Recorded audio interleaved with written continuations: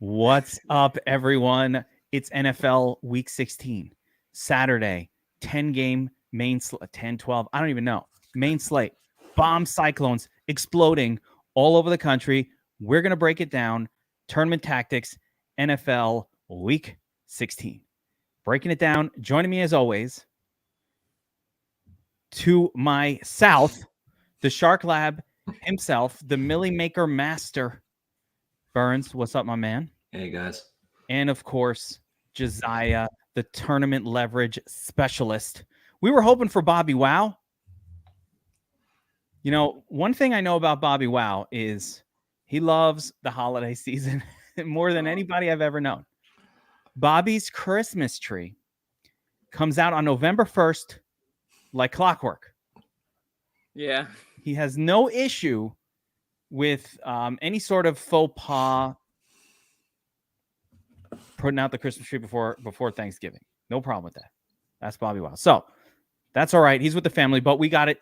We got it all. And guys, there's some crazy chalk. You know, what have we done best here on Tournament Tactics, Josiah? You know, we've been avoiding bad chalk, getting leverage. Avoiding bad chalk and getting leverage is the ultimate. And there is some bad chalk this week, some weird chalk. I don't even know.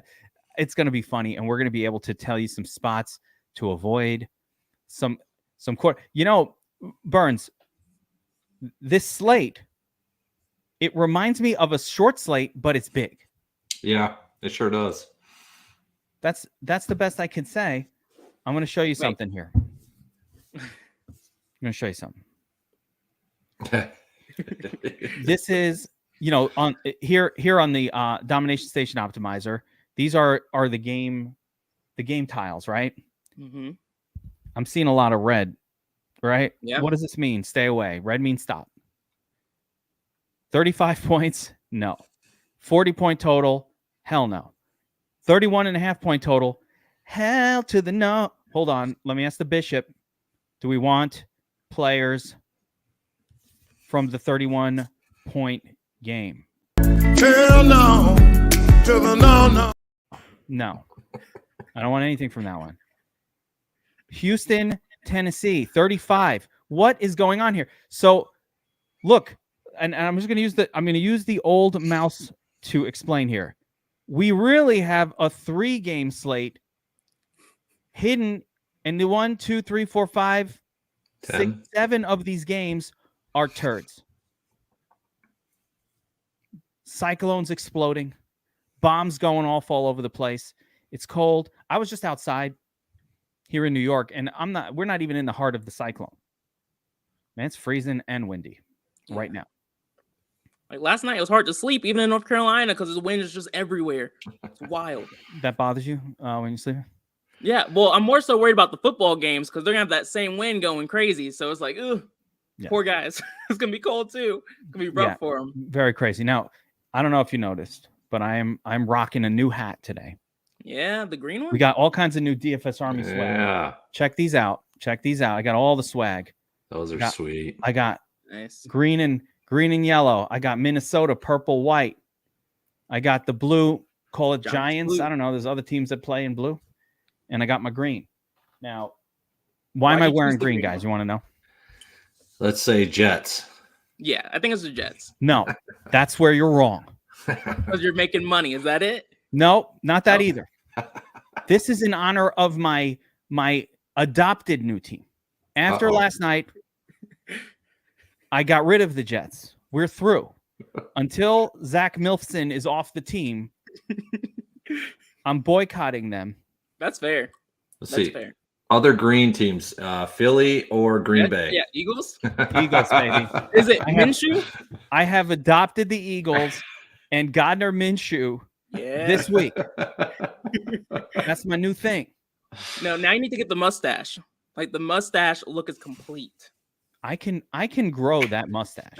Like I have that ability. Not everybody can connect. I can do that. Yeah, I might have to get a Fu Min-Shu. Yeah. Wait a minute. I like it. His name is Minshew, and it's called a Fu Manchu. Just figured that out. Anyway, all right. So with all this being said, Let's get back into football here.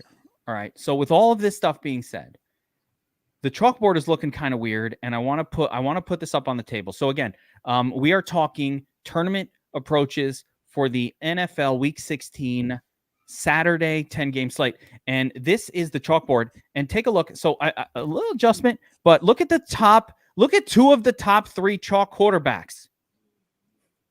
Okay, Daniel Jones and Kirk Cousins are two of the top three.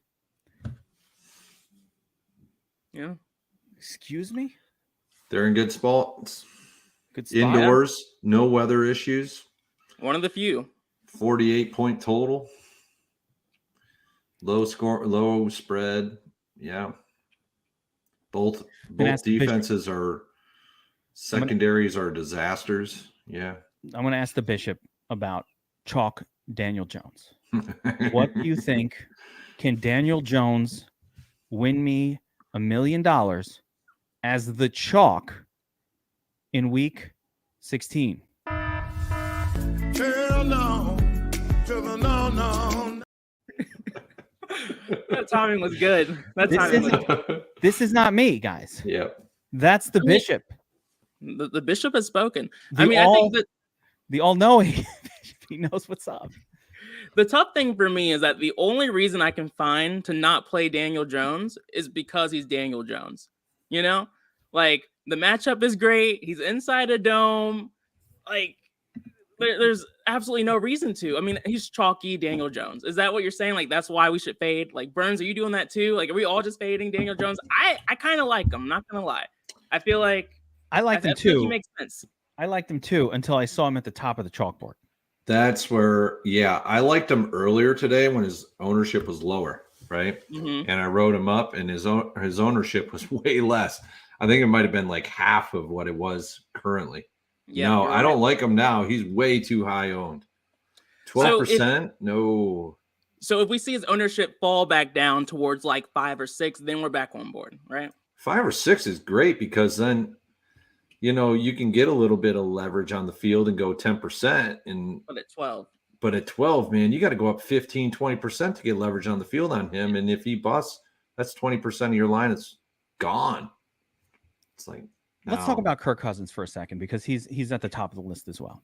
Yeah. And this is the same Kirk Cousins. Yeah. He's coming off a big game, but he was in a great spot. Do we not think that Kirk Cousins and the Vikings are just going to lean on the run, just like the Giants will in this game? I'm sorry, but like, okay, I get it. Last week, a perfect matchup, a perfect storm of opponent, you know, situation indoor. The Lions a couple weeks ago. I get it. He had a couple good weeks. Mm-hmm. But this is still a quarterback that most weeks is getting you sub 20 fantasy points on a team that wants to lean. Last week's explosion happened because the Colts put up huge numbers. And there was this insane comeback required. And we saw one of the greatest comebacks in NFL history. It was awesome. But the Giants aren't going to be ahead 28-0 at some point in this game. It's the fucking Giants. They don't have any wide receivers. They don't have a tight end. They don't have a quarterback. They just have a running back. This is not a game that in any way, if this was a normal slate without a bomb cyclone exploding all over the place, we wouldn't even be looking at this game. We'd be like, and move on. And so I've learned in my DFS play, guys, that when these kind of things happen, why are we even looking at this game? We're only looking at it because bad weather, other weird reasons. But if it wasn't there, we wouldn't play it at all. We'd be off of it. So I remember, do you guys remember when I was going crazy about Derek Carr a few weeks ago being the chalk? I don't remember week 7, 8. It was 9. Like since week 1, really. Yeah, but like there was like an actual Derek Carr chalk. Yeah.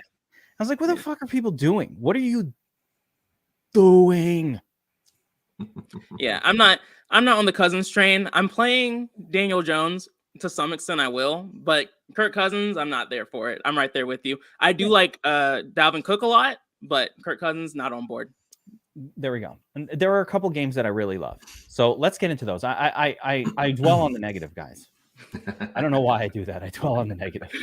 But I think it's important. Like, let's stay away from those games because everybody's playing them. So this is tournament tactics. We're trying to win tournaments here. We're not trying to, we're not trying to just have an okay situation. I'm trying to win a tournament. I'm not winning a tournament. I don't think I'm winning a tournament with Daniel Jones at the helm. I definitely don't think I'm winning it with Kirk Cousins at the helm. And both of those teams have a running back they can lean heavy on. So let's start with my favorite game and my whole why not just play this guy's situation, which is Mahomes. All right, so let's take a look at that one, guys. First of all, defensively, let's bring up our defense chart. And this is like a last 5-week reading instead of the whole season. This is a more recent one. I thought it was a cool one to show. We have the points against in chart pinned in my channel in DFS Army Discord. And by the way, if you're watching this and you are not signed up at DFS Army as a VIP, we have the Christmas special. This week, 50% off your first month of DFS Army VIP using promo code Christmas. And then it will keep a 10% off code in thereafter. So if you ever want to check out DFS Army, do it right now. Promo code Christmas gets you VIP for 50% off. We that's a pretty good deal. Anyway, the one negative about Seattle here is that you could just run all over them. Right? They're allowing in the last month, they've allowed 15 fantasy points above mean expectation to opposing running, which is actually ridiculous. That number's crazy. You could run on them. But beyond that, Burns, I have to think that Mahomes is popping on your model as the number one play for tomorrow. Oh, absolutely. This is as good as it gets if you want the quarterback to tight end duo here. Seattle's very suspect against tight ends. And that's the way I would definitely start with my stacks in this game is I would be all over Mahomes to Kelsey. And then I would be looking at Pacheco and McKinnon as the second, primary number two.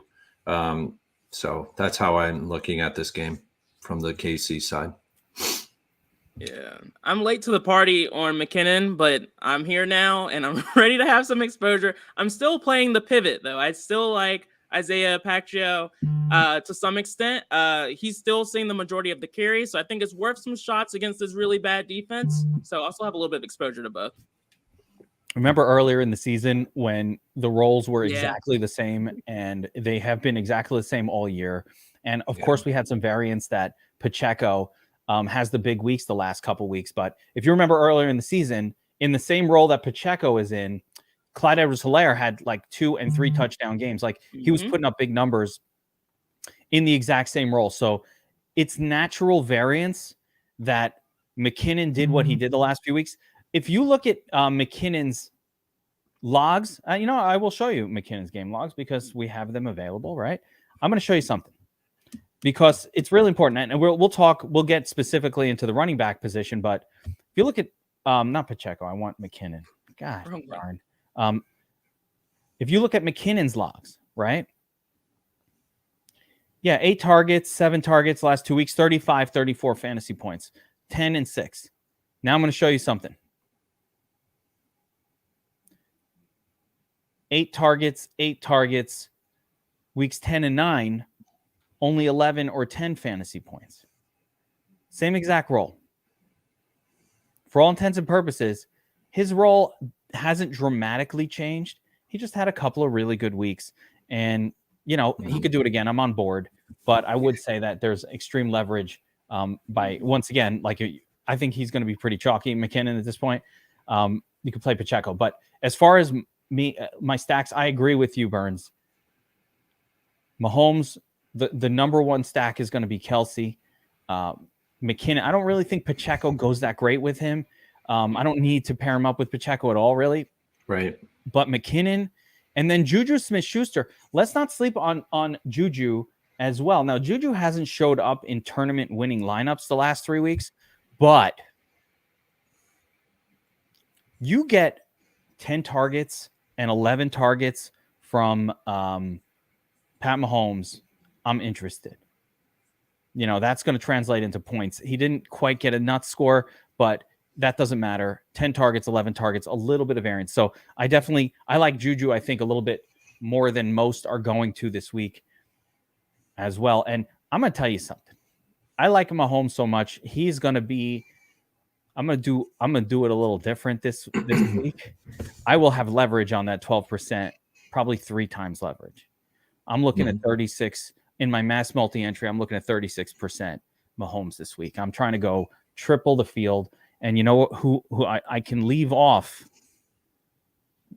these two to leverage it. I've got some other leverage spots though. So that's number one. Let's continue down. I want your take on Josh Allen. It's going to be cold. It's going to be windy. It's going to be gross.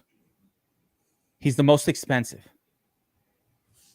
I already heard Rachel Bush, who is the wife of one of the football players, more like the safety. She's super hot. So I follow her, of course, on Twitter. She is super hot. Look up Rachel Bush. I'm not kidding. Zach Milson's mom got nothing on Rachel Bush. Super hot. So I anything she says, I listen and I fully believe. I'm just letting you know. She looking good? Oh my God. Yeah. The first Google search is right away. Like, wow. You know what I'm talking about, right? Yeah. That is what's her name again? Rachel. I think she's like Rachel the hottest Bush. chick I've ever seen. Like that. She's at that level of like the hottest. Close, though. So, oh Jesus. She comes out and says it's so cold here in Chicago that it's dangerous for the boys to even be playing. Maybe we shouldn't play this game. Like that's what she's talking about on Twitter. It's freezing and it's windy. Do we really think that Josh Allen can get the 33 plus fantasy points in such a cold, gross environment? Like I guess he could because he's Josh Allen. But windy and cold and gross. I'm thinking, I'm kind of thinking he's not going to hurt me by not playing him or having very little. What do you guys think? You can go, Burns. Yeah, I wrote him up in the article. He is Josh Allen. He's 8,500. He's the highest. He's got to get 34 points to actually make tournament value in the Millie Maker. And he's one of the only quarterbacks this year that can actually make it most weeks. He's very seldomly gone below 30 DraftKings points on any given slate that he's played on. He can get there a few ways. He can get there by rushing 2 touchdowns in. That's very doable. And he can do it through the air to Singletary and to Dawson Knox at short, very short passing downs and get there. This game's not going to be won through the air 20 plus yards down the field. This is going to be a very short yardage game. Move the ball with your feet. Move the ball with short passing. Diggs is another one that can do this. He can get there with Diggs as well because Diggs runs several different pass patterns and he doesn't always just go straight down the field and then that's it. Kind of like Isaiah McKenzie. So IMAC is actually going to be out of the player pool this week. Gabe Davis can get you there in the red zone. He's 5K. He can get you there in the red zone, but I'd rather have Diggs if I was going to go with a wide receiver in this game. But my primary stacking is Allen with Singletary. So gross. Yeah, that Singletary. Like as soon as I was like, yeah, Burns, I'm loving everything you said. I think you said Singletary. I was like, oh, that scares me a little bit. But I'm right there with you. I've faded Josh Allen in these weather events before, and it always burns me. This time, if Burns is on board, I'm okay being on board. I was on board already. I'm here for it. For me, it's mostly Allen and Diggs, which is kind of boring. I'm also okay just doing Allen naked by himself. That's primarily how I'm running it. But I'm okay with it. I'm okay. Yeah, I don't worry about Josh Allen with weather unless it's like 50 mile an hour wind gusts because he's played football in Wyoming. It's cold as shit there every day. He's playing football in Buffalo now. It's cold as hell there, man. Like this guy knows how to play in these kind of conditions. So I'm not really all that worried about him. I'm just worried about the weather, or like the wind. Yeah, no, but it is supposed to be windy. So this is what I'm saying. Am I really going to play Stephon Diggs? So hear me out. I'm going to play Stephon Diggs when Justin Jefferson is hanging out in a similar salary range, or DK Metcalf with no Lockett is hanging out for cheaper, or well, those are my favorite in fairness. But, yeah, I mean, I don't think you're playing the Bills like thinking they're the best play. Like they're low owned leverage plays. You know what I mean? So like that's why I'm playing them, because no one else is. So like that's just like the tournament shot I'm taking. Addressing this question, Shock. I use Legacy Stacks, but I will be doing a live stream domination station optimizer setup for DFS Army VIP subscribers. This in a few hours. So tonight I will do one where we can set it all up together. You guys can see kind of the approach I'm using for this Saturday slate in my mass multi-entry. Ask questions, get them answered in real time. Because we don't have a Players Club this week, I'm going to be doing Players Club for the Sunday slate. So I figure we'll do a live stream Dom Station setup build a little bit later. So I wanted to address that. I'm telling you, and Justin Fields is another one. I've played Justin Fields every week for like the last 9 weeks, ever since basically BobbyWow just got and DFS Up North got me on the Justin Fields bandwagon 3 or 4 weeks earlier than 3 or 4 weeks before like the field figured out that Justin Fields was good. We've been all over it this season, and it was amazing. I'm not playing Justin Fields here. Mm-mm. I'm not playing Josh Allen. I'm not going to do it. I'm not going to play Stephon Diggs in massive wind conditions. He needs 10, 12 receptions. He's too expensive. I liked what you were saying earlier, Burns, about if you do play Allen, I kind of like maybe like a Knox or some short other cheaper guy. But you combine Allen and Diggs together, they need to score something like 70. I don't see it happening. Yeah. I don't see it happening in this game. And so, I know you're gonna hate it, but Fields at 2% ownership, I'll have exposure to as well. I know. No, I won't hate. I love Fields. You know how I've been. I like that he's still fighting for that rushing record for quarterbacks. I think he's gonna have to run. I mean, I don't think it's gonna be pretty by any means, but I'll have like 5% ownership on him. That's some nice leverage for if he crushes. I'm in a good spot.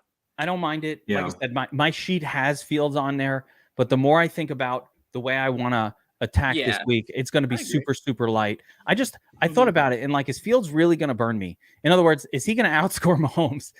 And what it would take is Mahomes having like a disaster. Mm-hmm. That's really what it is. Like, if Mahomes has a disaster, then yeah, okay. What if Mahomes, Pacheco scores 3 touchdowns, which, by the way, possible. We're talking about tournament tactics and leverage here. Mm-hmm.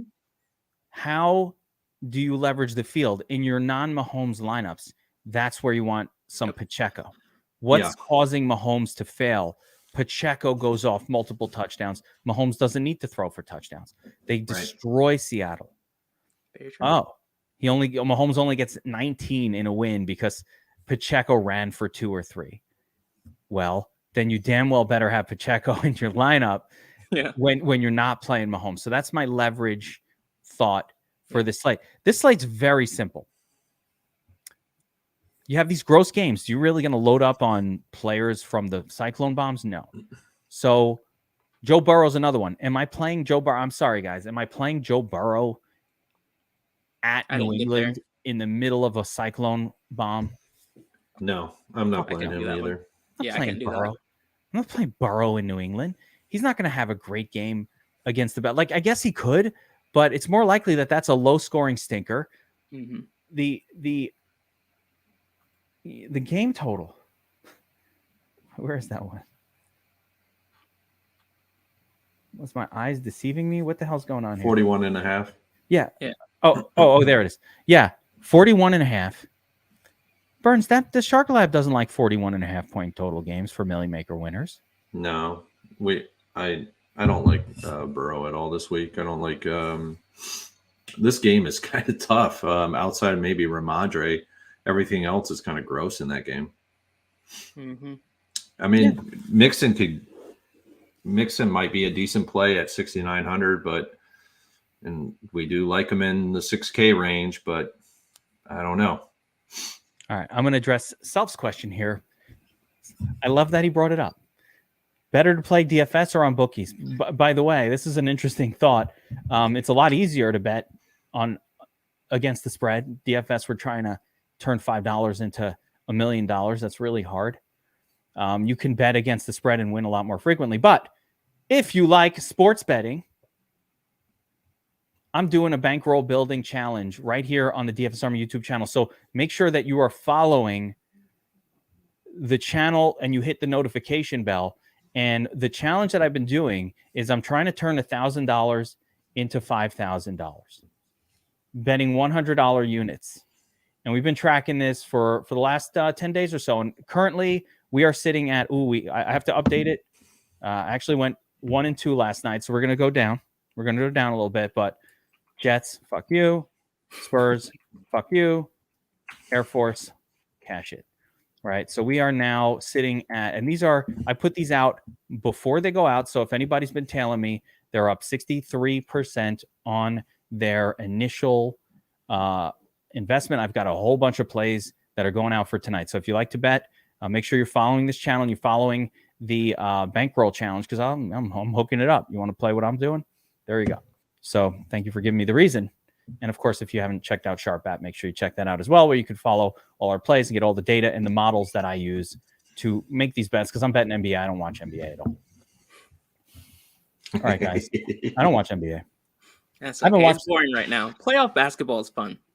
I don't have anything wrong with NBA. I like all sports, but I can't be Thursday night football engulfed in I can't be engulfed in NFL and also be watching every NBA. I just can't do it. Yeah. So I'm starting a new project too. $100 to $1,000 to $4,000 in a month in NBA. Oh, and DFS Right. NBA. Mm-hmm. That I would like to see. Yeah. Very small contests. Yeah. 3-man contests. $100 max entry, which is basically the $109 entry, and building up your bankroll from there. There we go. Nice. That's a good one. I love it. All right, let's go back to the chalkboard. So we're talking quarterbacks for the slate. And I think the next level down here, one of my sneaky favorites, and I want your take on this guy, is Jared Goff. Now, Jared Goff is down in Carolina. Wow, that hurts, man. Sorry, my man. But they are going to not be in the heart of the bomb cyclone. I don't know of any particularly bad weather conditions. And Josiah, take a look at the chart here. Points against chart. Who's this? Panthers. Yep. What are they horrible against? Wide receiver. Receiver twos. They cannot stop wide receiver, especially wide receiver 2. Who's the wide receiver 2 on the line? Sharky. Love DJ Shark. Yep. Don't mind Goff. So here's my thought, and I want your take on this. The narrative for Jared Goff is he sucks on the road. Mm-hmm. Right. Now, it's not just a narrative. He actually sucks on the road. Like, it's real. Like he's been doing that. But this is a pretty good matchup for him. Like, this is a pretty good spot where, it's not a good team against wide receivers. You could pass on the Panthers. And Josiah, as a compliment to the Panthers might be able to score and make a game of it, right? Yeah, I like Sam Darnold here on the other side of it, so I feel you. Yeah, there you go. So, I don't like Sam Darnold, but you're like, yeah. I'm from Brooklyn. I know Sam. I know Sam from New York, but I don't love Sam Darnold. I don't mind DJ Moore. That's something. I don't mind DJ Moore. You know what? Part of the problem with Sam Darnold is once you play DJ Moore, who else is he throwing to? That's it. Yeah. You can get all of his upside just by playing the one wide receiver. You don't really need to play him. But I like Goff a little bit. So my contrarian play for the slate is Goff. And weirdly, I don't like him with Amon-Ra because Amon-Ra is a little too close to the Justin Jefferson zone. Although it's fine. I just like Jefferson better. What do you think, Burns? I like Goff this week. The hesitation on Goff is that they're awful on the road. I do like him though. I do like him with Shark. I do like him with DeAndre Swift too. I think it could be a nice little combo there. like Kevin said, it's they're not very good against the pass. Their secondary is weak against the pass, especially the WR2, as Josiah and Kevin had indicated. So great way to go is Shark in this game with Goff, and watch everybody take Amon-Ra, and he's had some faltered games this year where he just hasn't produced the production that you need to fill value at that 7,800 on DraftKings. So that's kind of how I'm approaching Goff this week with pairings. But I do like him this week. Yeah. I wrote Amon-Ra up, and I also wrote DJ Chark up, but I like DJ Chark a lot more. He's one of not my favorite plays on the slate, but he's definitely one of the value wide receiver options that I like a lot on this slate. On the other side of this game, though, I do like Sam Darnold. The Detroit Lions have been god awful against quarterbacks all season. What worries me is that Sam Darnold sucks too, but the Lions have been an improved defense against the run. And so ideally the Panthers will be smart and have to throw the ball, and Sam Darnold doesn't suck. So look at what the Lions have done against the run, even in just recent weeks. Mm-hmm. Talk about improved. By far the best in the league. Yeah. One of those games against the Jets, though, so we don't count that. But by far the best in the league. So you're right. If there was ever a time when Darnold's going to have to throw a lot in a game, it's this time. But that leads me much more, for me personally, to DJ Moore, Terrace Marshall as an interesting pay down option. Yep. More so. And for Darnold to get there, I don't think he gets there throwing the football. I think every once in a while Darnold will run in a touchdown or two in a game, and that's really what he needs. Kind of like a Daniel Jones light situation where he could get there, but he's going to have to do a little bit with his legs. A couple more spots. I want to talk about Geno Smith and kind of bring it back around to that Chiefs game, because to me the Chiefs game is environment one. That is the ultimate. Just build around that game. Now, that game could fail. Anything can happen. As a matter of fact, I don't understand how Kansas City is missing the bomb cyclone and all the rest of the country is hitting. Isn't Kansas City in the same area in the Midwest as all these other places? I don't know what's going on. What is the weather? Cold. It'll be cold there. I mean, Kansas City's a cold place, but maybe it's missing the wind. And I don't care about cold. I only care about wind. Cold means nothing to me. Wind is what matters in football. Cold is irrelevant. These guys are tough. They can play in the cold. It's not a big deal. Even if Rachel Bush is whinging about it, it doesn't matter. They can play in the cold. It's the wind that's a problem. Now, I'm not going to say Geno's my favorite QB because they have a real running back on that team that can take a focal point, but he's fine. I like Geno, but more importantly than Geno for me, with no Lockett, we get concentrated offense to Metcalf, Marquise Goodwin. I don't even know who the wide receiver 3 is. I looked it up. Can't figure it out. It's Marquise. There's no one. I don't know who it is. Who's the third guy? I don't know. It's Dareke Young. So no one. It's basically a guy that no. It's no one, right? It's no one that we've heard of. It's not even like a D. Escaridge. It's not even like a name that has been floating around. It's just everybody's hurt. So it's basically just two guys. And Marquise Goodwin has a Q tag, which means they're pretty much just throwing to Metcalf and maybe Fant. But Fant hasn't practiced. So maybe Will Dissly. Or maybe both of those tight ends get a heavy role because... Right. Yeah, that was a lot. You know a lot of what ifs there. I like Geno a lot this week. He might actually be my favorite quarterback on the slate.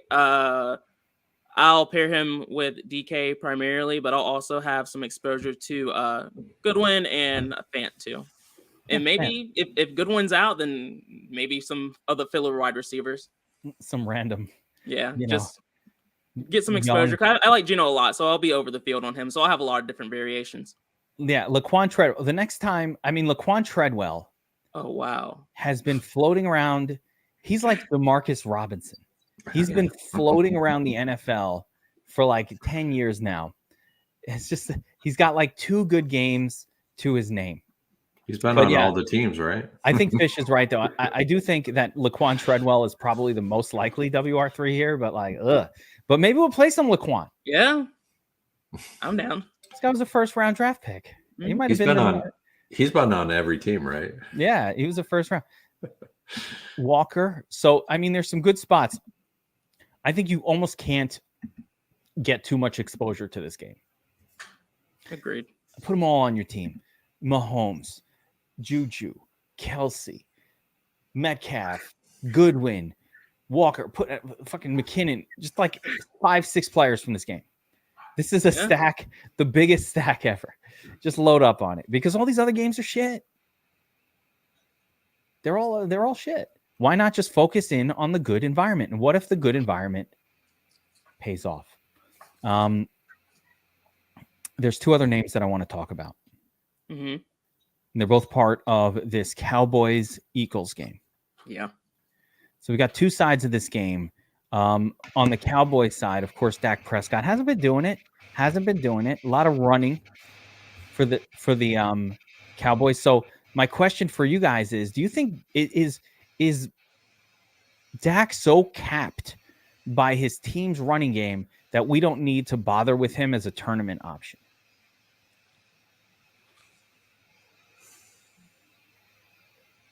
Like, I don't think so. Do you think he can get to 30? Yeah, I mean, I'll have exposure to Dak. I like Dak. I actually like this game. I think this game is a little sneaky and game stackable.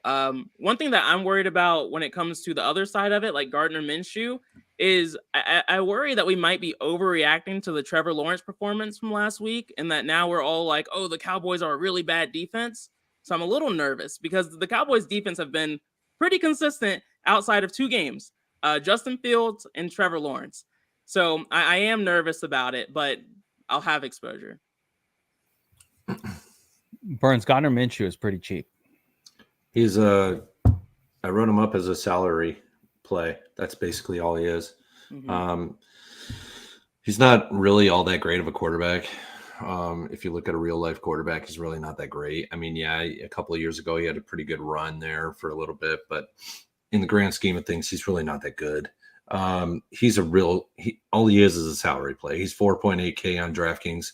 That allows you to get a lot of stuff in there. That allows you to get JJ, allows you to get in King Henry, and really not have too much of a problem fitting in like a Metcalf as well. So, a good pairing with Minshew is Goddard. They've had really good success in the past. And I also like Devontae Smith with them too. Yep. I'm not so sure if I really want to go with AJ Brown on him. I think Dallas with Travion Diggs is going to actually he's going to be on AJ Brown. So Devonta Smith is pretty good as the WR2 in this passing scheme. We saw it last week that it wasn't Kirk that actually did damage in that game. It was actually Zay Jones. And Zay Jones is the WR2 for the Jaguars. So that's basically how I would approach this game. I actually really don't mind the running backs in this situation as well. I like Tony Pollard in this game a lot. And I actually don't mind Miles Sanders this week at a very low ownership percentage in your overall portfolio of plays. The last time Miles Sanders has played with Gardner Minshew, he's actually exploded on the ground. He had a couple of receiving receptions for like 20 to 30 yards, but he got it all in the ground, and he got it on the ground with 120 plus yards. So don't count on Miles Sanders this week, especially because he was in such a great spot last week and he dudded. He had like 2.5 points on DraftKings last week.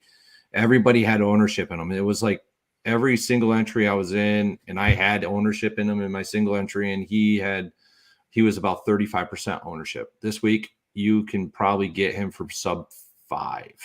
So because Dallas is perceived to be a very difficult matchup on the ground, and it's not been that way this year. They're actually got some cracks in their facade on the ground. So it's not always going to show up in the metrics, but they do have some cracks there. Yeah, just average against the run. And if you want to make an argument for Miles Sanders, the biggest argument is just like there's no Jalen Hurts in this game. Jalen Hurts has been taking a lot of the running work on that team. So without Jalen Hurts, Jalen Hurts rushed for 3 touchdowns last week. Like, where are those touchdowns coming from?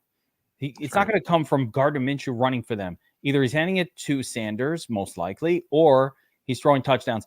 I would just disagree about the A.J. Brown thing in just the sense that I don't care who the defensive back is. Much like Justin Jefferson, A.J. Brown transcends good defenders.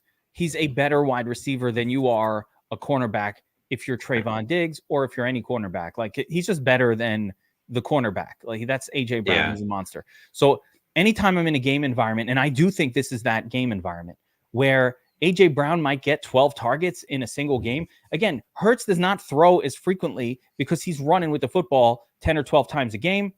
There's some good news, but 10 or 12 times a game. But with that not happening, and I like your play, Josiah, on Smith as well. I just like this game. This is an indoor. We're talking about the Giants game. I would rather concentrate my efforts.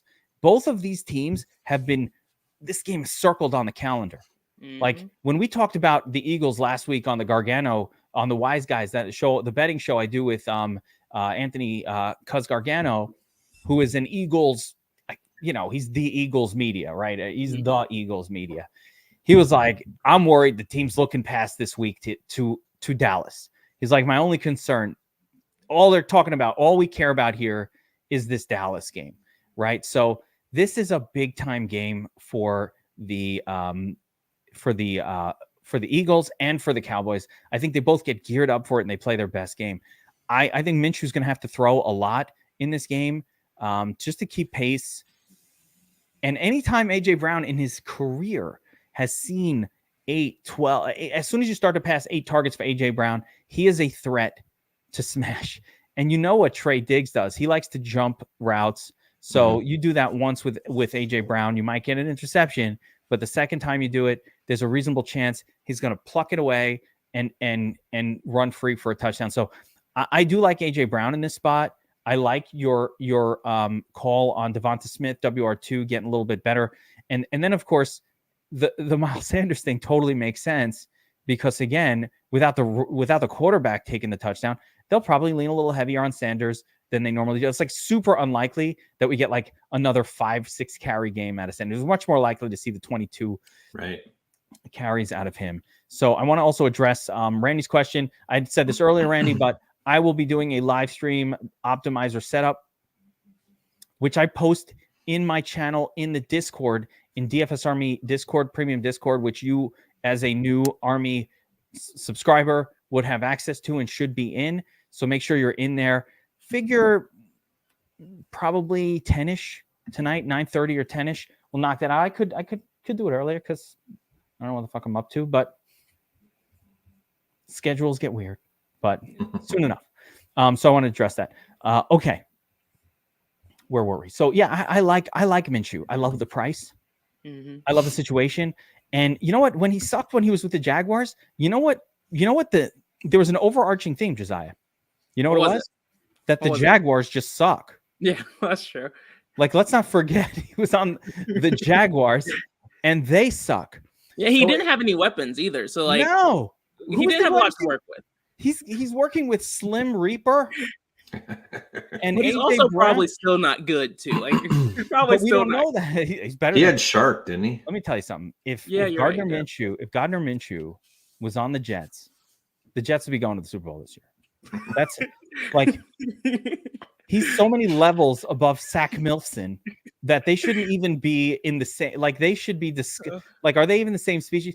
Like that's how much better. I would kill for Gardner Minshew on the Jets. That's how much better he is. Like he is fine. Right. He's not that bad. Does he? Am I starting Hurts over him? Yes, but I mean, give me Gardner Minshew. I'll be very happy. I'll be very, very happy with him on the Jets next year as my starting quarterback. So he's fine. And we made a ton of money last year in that one start that you remember the God mode where it said Goddard, Minshew to Goddard, and no one played him. It's like, no one's playing him. Right now, he's not showing up on the chalkboard, but I bet, and I'm willing to turd hat bet, that Minshew's ownership. Where's BobbyWow? BobbyWow lost our last turd hat bet. He will. That's why he's not here next week. Yeah, he knew what he was doing. Family. Yeah, that's why he's not here on Christmas Eve. He didn't want to be walking around with a turd on his head, and I get it. I get that. I would do a turd bet. What the hell was I even just talking about? I forgot. I lost my train of thought. What was I saying? I don't remember. Ownership on Gardner Minshew. That ownership on There we go. that ownership on Gardner Minshew is at least, I mean, it's got to go up 6-7%. No, like it has to be up there this week, don't you think? I mean, is it really going to be one of the lowest? Is it possible? If it is, that'd be awesome. Right. Yeah, like then, yeah. Like, I'm finna I think we have him at 9% right now. Okay, so he's showing 9%? Yeah, so he moved up. Hang on. I don't know what. Maybe is that FanDuel? No, I was just look. Using Oh the cheat yeah, sheet. he is 9.13%. Yeah, and the Dom station says it too. Okay, that because the chalkboard doesn't update as quickly. Yeah. Yeah. Okay, there we go. All right, so there it is. So now I don't have to have that bet because it's already official. Yeah, I'm looking at it now. So if you look at the optimizer, which is more up to the second, there it is. So Minshew's now showing up as 9%. So this makes it. This is correct. Mm-hmm. If he was going to be any lower than that, I was like, wait, if he's going to be less than 5% owned. Yeah, and Jason remembers, one of the guys who had the best games with Minshew last year was Quez. So maybe like make sure that he's involved in those stacks as well. And by the way, so let's transition over. We've talked about there's no more quarterbacks. Or I'll ask you guys, did I miss a quarterback that you're into this week at all, Burns? Let me take a look. No. I have some interest in Tyler Huntley. I know everyone's off the train with him. He hasn't been performing, but he's had some really tough matchups, and I feel like this is a little bit of a better spot for him against the Atlanta Falcons. So I'll take some shots with him. Primarily, I'll be stacking him with Mark Andrews. Love the spot for him, and I'll have some dart throws on DeMarcus Robinson as well. I know you guys hate it. It's okay. Listen, I played Huntley the last 2 weeks. I got burned. I'm having a hard time going back to it. I had the thought, though. I did have the inkling, and Josiah, I like where your head is going. Who should I play in my season-long championship, high dollar? Derek Carr or Tyler Huntley? Oh. You want to make that decision for me? No, that's tough. That's so bad. No one does? No one wants to take that responsibility off of me and onto yourself so I can blame you after? No? Didn't think so. I have that decision to make. Good times. All right. I want to talk about lineup construction this week. Wait, I want you to go Carr just so Carr helps you win. Just so it's like the overarching season long narrative.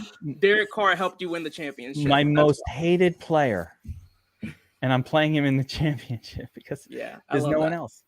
Oh Lord. So let's talk about lineup construction a little bit because I've started to make some lineups and I see a pattern. I think that the way this week is going to come together, it's going to be cheap wide receivers, expensive running backs for the most part, and then decisions between, again, Mahomes, expensive quarterback, Minshew, cheap quarterback. Cheap quarterback opens up some things. But when you make a lineup with Mahomes, let me just start this, show you the numbers. If you start a lineup with Mahomes and Kelsey, throw in, the cheapest defense that seems reasonable. I can't even recall. Carolina. I think actually it's Texans. Texans might be that team, right? Or Carolina, right? It's Carolina for me. Carolina? Nice. Yeah, okay, let's go to Carolina. Panthers, fine. Throw in your cheap defense. You only have 5K left. There are no running back salary savers on the slate at all. None. So essentially the way it ends up going, you pretty much have to hang in this area for your wide receivers. And you're like, who do we like? There's a few names, but the Giants guys are going to be very, very popular. DJ Shark, we already talked about it. Marquise Goodwin, yeah. These guys are going to go crazy, crazy, crazy high owned. You talk about DeMarcus. This is how you have to build this week. Mm-hmm. Even with these three cheapos, if I want to play any one of the good and McCaffrey and Harris, we'll talk running back in a second. but just understanding the way it's coming together, right? It's a Mahomes lineup. So, all right, fine. We'll play McKinnon. Okay. And then one of Henry or McCaffrey. You only got 4,300 left. Like there is no version of making a lineup like this where you're spending up. Like, how do you, I mean, you tell me, what am I missing? There's not, how do you pay for an expensive wide receiver when you have Kelsey in there? You can't. And Mahomes and Kelsey, you can't. That's it. You're doing this. And you're going to have to figure out which three. Now, I kind of like this lineup, but you need to figure out which 3 4 cheapies are going to do it. Give me a 4th one. Blackshear. No. How is Melvin Gordon still in the NFL? Dalton Schultz, double tight end. Not a double tight end guy. I'm not. I would drop down from Derrick Henry into the 6K range. That's your other. I mean, even if you're doing that, hey, the 6K range is pretty gross. Is he Elliott in there? Kidding. You like Pollard? Pollard's okay. Dalvin Cook's all right. You already got McKinnon, so you don't want to go Walker. I mean, you can go Miles Sanders there. Yeah, 6.2K. That's about it. But that will not be how people build. I'm just saying. Yeah. The chalk approach, people are not going to do this. People will want one of McCaffrey. I mean, if you look at the chalkboard, it tells you this. Yeah. People want one of McCaffrey or Henry in their lineup. So somebody's talking about Henry. Irish is where, I mean, they're up against Houston. Don't worry about the guard or the center. It's Houston. Algier, fuck no. Algier is going up against the #1 rush defense in the National Football League. Detroit is not to be trifled with running backs at this point. They're very good against the run. I mean, it's okay, Algier, too. He'll get, I think that other dude that he was splitting with, Caleb Huntley, got hurt last week. But let's transition over to running back, and we'll talk about this position group a little bit. Good old running back. Josiah, earlier you were mentioning Dalvin Cook. So, I mean, look at the stud zone here, right? Let's actually bring it up via DraftKings so we can, what is that? Let's bring it up via DraftKings so we can take a look at it in terms of salary levels. So in the stud zone, the 2 chalk guys, McCaffrey, Henry, and then followed by Dalvin Cook. Burns, I love McCaffrey, right? He's great. I love the spot for him. I think it's fine. Derrick Henry, I don't care if he lost his center, his guard, or anything. He's up against Houston. You play Derrick Henry in December when he's up against Houston. In the cold of Tennessee, it's cold in Tennessee. Henry in the cold, you don't want to touch him. But what about, here's an interesting pivot. Everybody playing Daniel Jones, Josiah? Mm-hmm. What about Saquon? Barkley? It's Barkley week. Is this the week he finally pays off this massive salary? I like it. Under 8K. Leverage. Similarly, everybody's playing Kirk Cousins. Dalvin Cook. We leverage with Dalvin Cook. Yeah. They are still popular, though. Both of them. Like, both Barkley and Dalvin Cook are still going to be pretty popular. When we do the stream later, I will set up. Now, I'm probably not going to play those quarterbacks. I think I'm going to make a strategic decision not to play.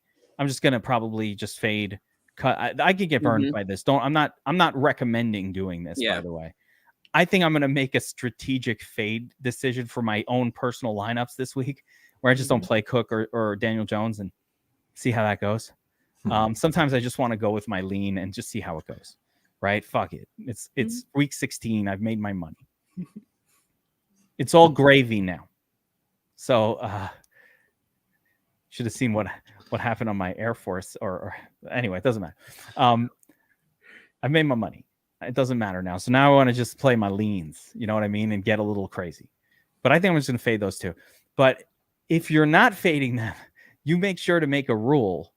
I would have a rule disallowing definitely Dalvin Cook with Kirk Cousins. Those two do not go together. Yeah. I think you can play Jones and Barkley together. Like I have a little bit of that, but I don't have. I'm not playing Cousins, and I have a good amount of Cook, so I agree with you on that one. Yeah, I'm okay with that as well. Irish mentioned, yeah, I think J.K. Dobbins. Bringing up some of these yardage and touchdown guys, I think Dobbins is fine. I don't like that game environment, but it's probably fine for the price. So Burns, of this expensive group here, I mean, do any of these stand out as Shark Lab plays? Oh, well. I mean, Henry has to. Oh, yeah. Henry is the one that stands out the most. It's just the matchup. McCaffrey, yes, too. Barkley is standing out a lot. Dalvin Cook as well. And then one of the under the radar ones that's not showing up very much in projection ownerships is Nick Chubb.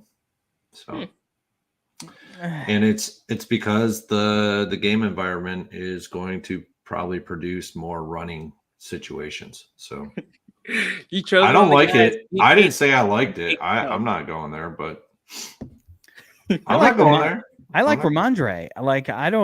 No one's going to play the Dre. No one. No, they won't. I like Ramondre here. I like the Patriots to win the game. I think they lean run heavy. I think they play good defense. They sack Burrow a bunch of times in the cold. And I think Ramondre is very playable. Ramondre is good. He's good at football. I don't like the Q tag. But note that, I mean, last week, they had Pierre Strong or whoever else it was backing him up, but he still got 19 carries, 172 yards, some targets. 7K is a little expensive. He's more of a 6K guy. 6,500, maxing out in the mid 20s for his potential scoring. I like the Dre. I'm fine with him. Now coming down into the cheaper running back zone,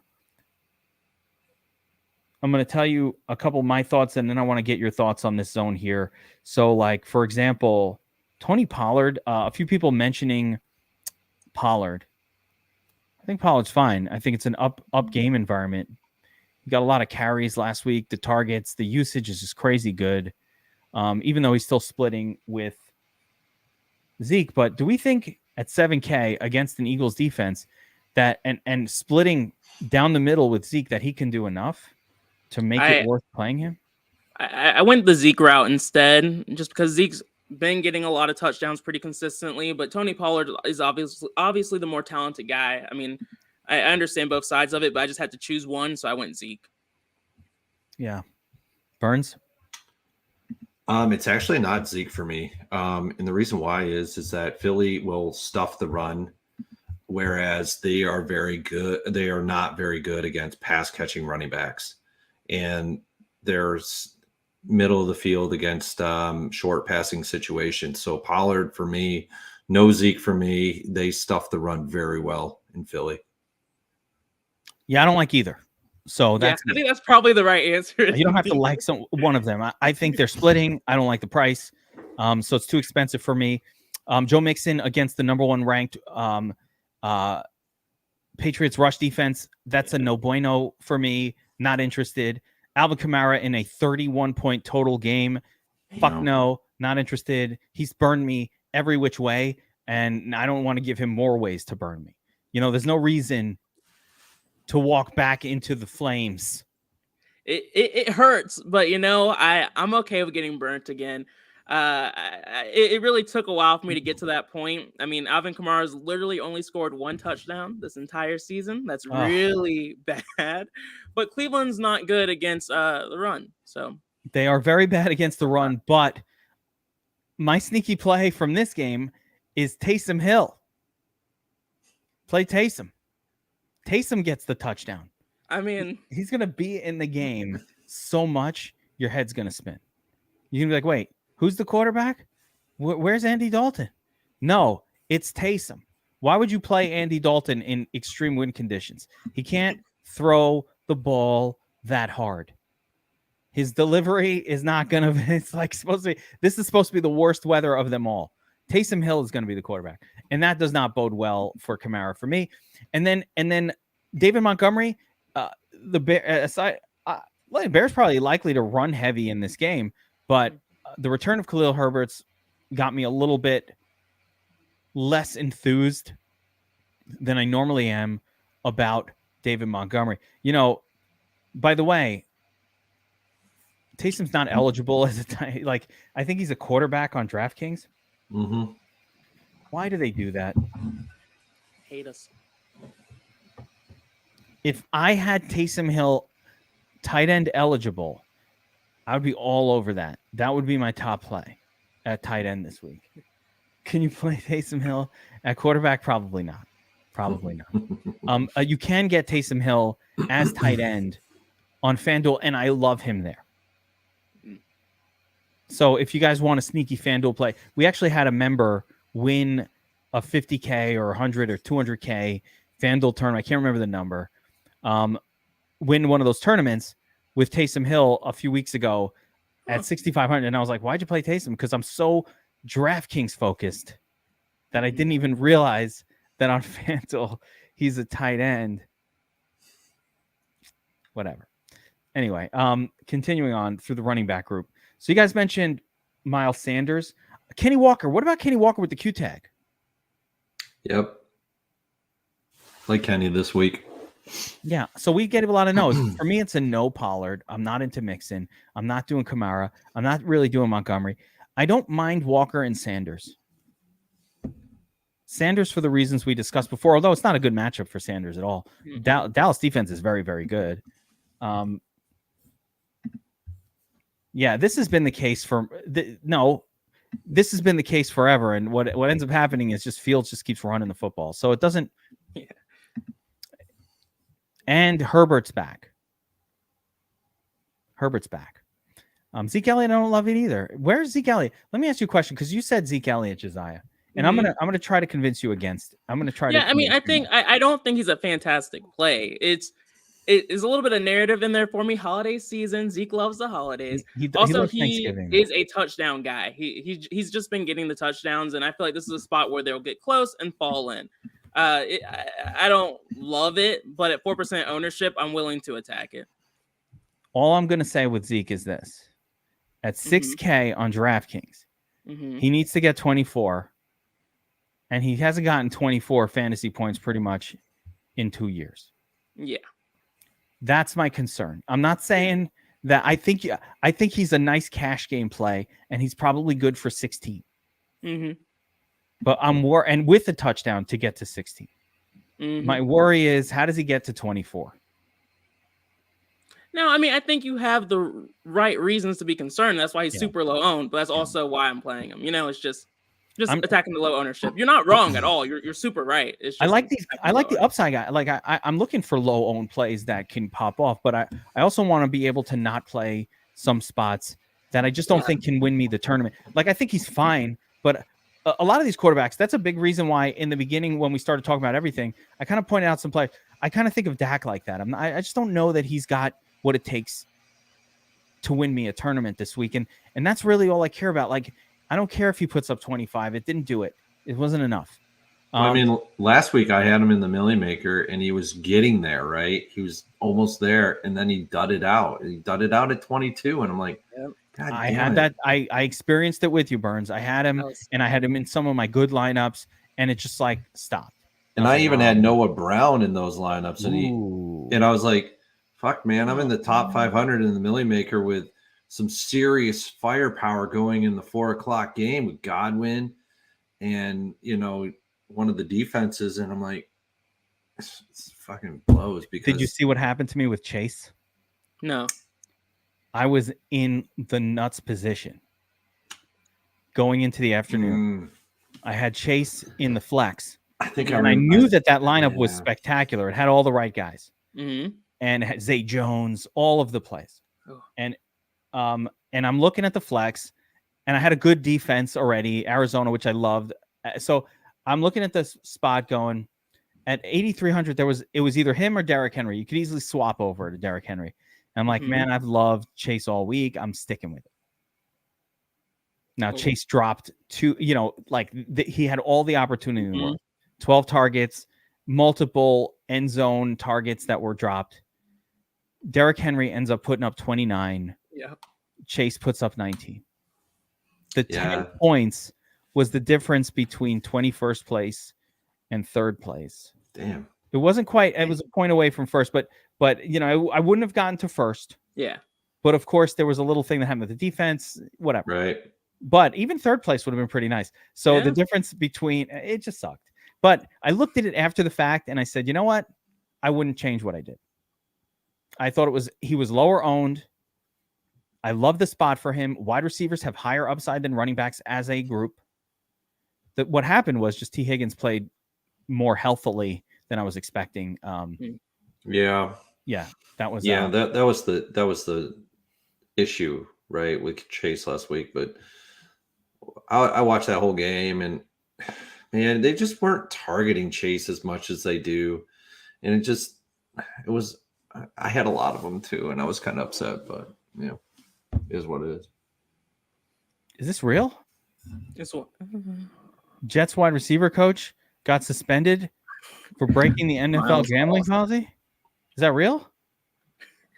I didn't even know he was still around the NFL. Me either. NFL wide receiver coach. Wait, Miles Austin is the wide receiver coach for the Jets? Wait a minute. Step back. I had no idea that he was the coach. What? They almost drafted Miles Austin. They wanted him before. They were like going for him in the first round. How bad are the Jets? They were like upset that they missed out on Miles Austin. That's real? You know what he bet on? What? Last night? Yeah, he bet on the Jaguars. He knows who sacked. I bet you he won a lot of money too. He was like, this is the freest money. I cannot resist. That's gold. I can't resist. Is gold.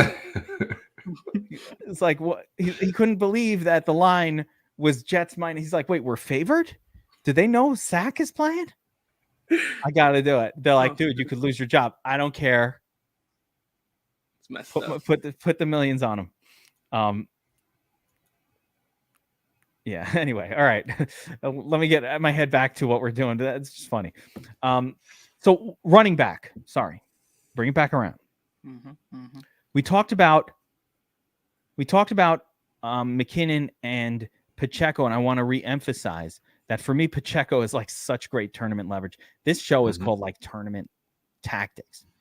And if ever there were tournament leverage to be had, it's Pacheco, not only against Mahomes chalk, but also against all of the McKinnon lineups that will be paired up with Mahomes.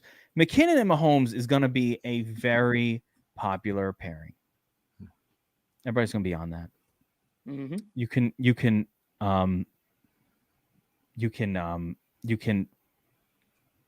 can leverage it that way. So, all right. Moving down the list, though, Josiah, convince me on Swift. I don't hate Swift this week either. I found Swift interesting because Burns mentioned him. Okay, Burns was it you that mentioned Swift? All right, yeah, Burns. Take me through the Swift play. Swift being a guy at this point that's basically Swift is McKinnon. 9 targets, 8 carries. He's not getting a big workload. He's not going to. Right. Not going to happen. So talk me into Swift because you made me raise my eyebrow and be intrigued. Yeah. Well, I like the price point, 5.5K on DraftKings. Perfect. It's a little bit down below the Pacheco and McKinnon range, even though I do like J.K. Dobbins this week a little bit. I think just below that, it's like a wasteland down and around that 5.5K and below. And Swift is starting to see some more volume in the passing game for Detroit. And Carolina is very susceptible to pass catching running backs. They're very poor against short passing down situations. And this is where DeAndre Swift thrives. He thrives in that short passing game situations. And I think this is where he's going to gain all of his fantasy production this week. And he could even get swing passes out from Goff to score touchdowns in the red zone this week.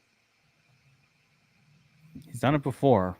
Yeah, that's such an interesting play. I didn't even think about it. And as soon as you said it, I was like, yes, right away. I was like, yeah, I like it. It's very much GPP only, but I will say this. Swift's salary has finally come down to a level where it's acceptable. Yeah, and that's why I like him. What's he got to get? We got 4x value, so that's 20. That's 20. What is that? 20 point. I have to do this, guys. I can't help 24 point. It's 24. Erac's asking for my credentials. Oh, no. I just like the boobs, but also my credentials. My credentials are right up here, buddy. Oh. You want to see my credentials? It's right there, bro. Top right corner. Show me your credentials beside your rack.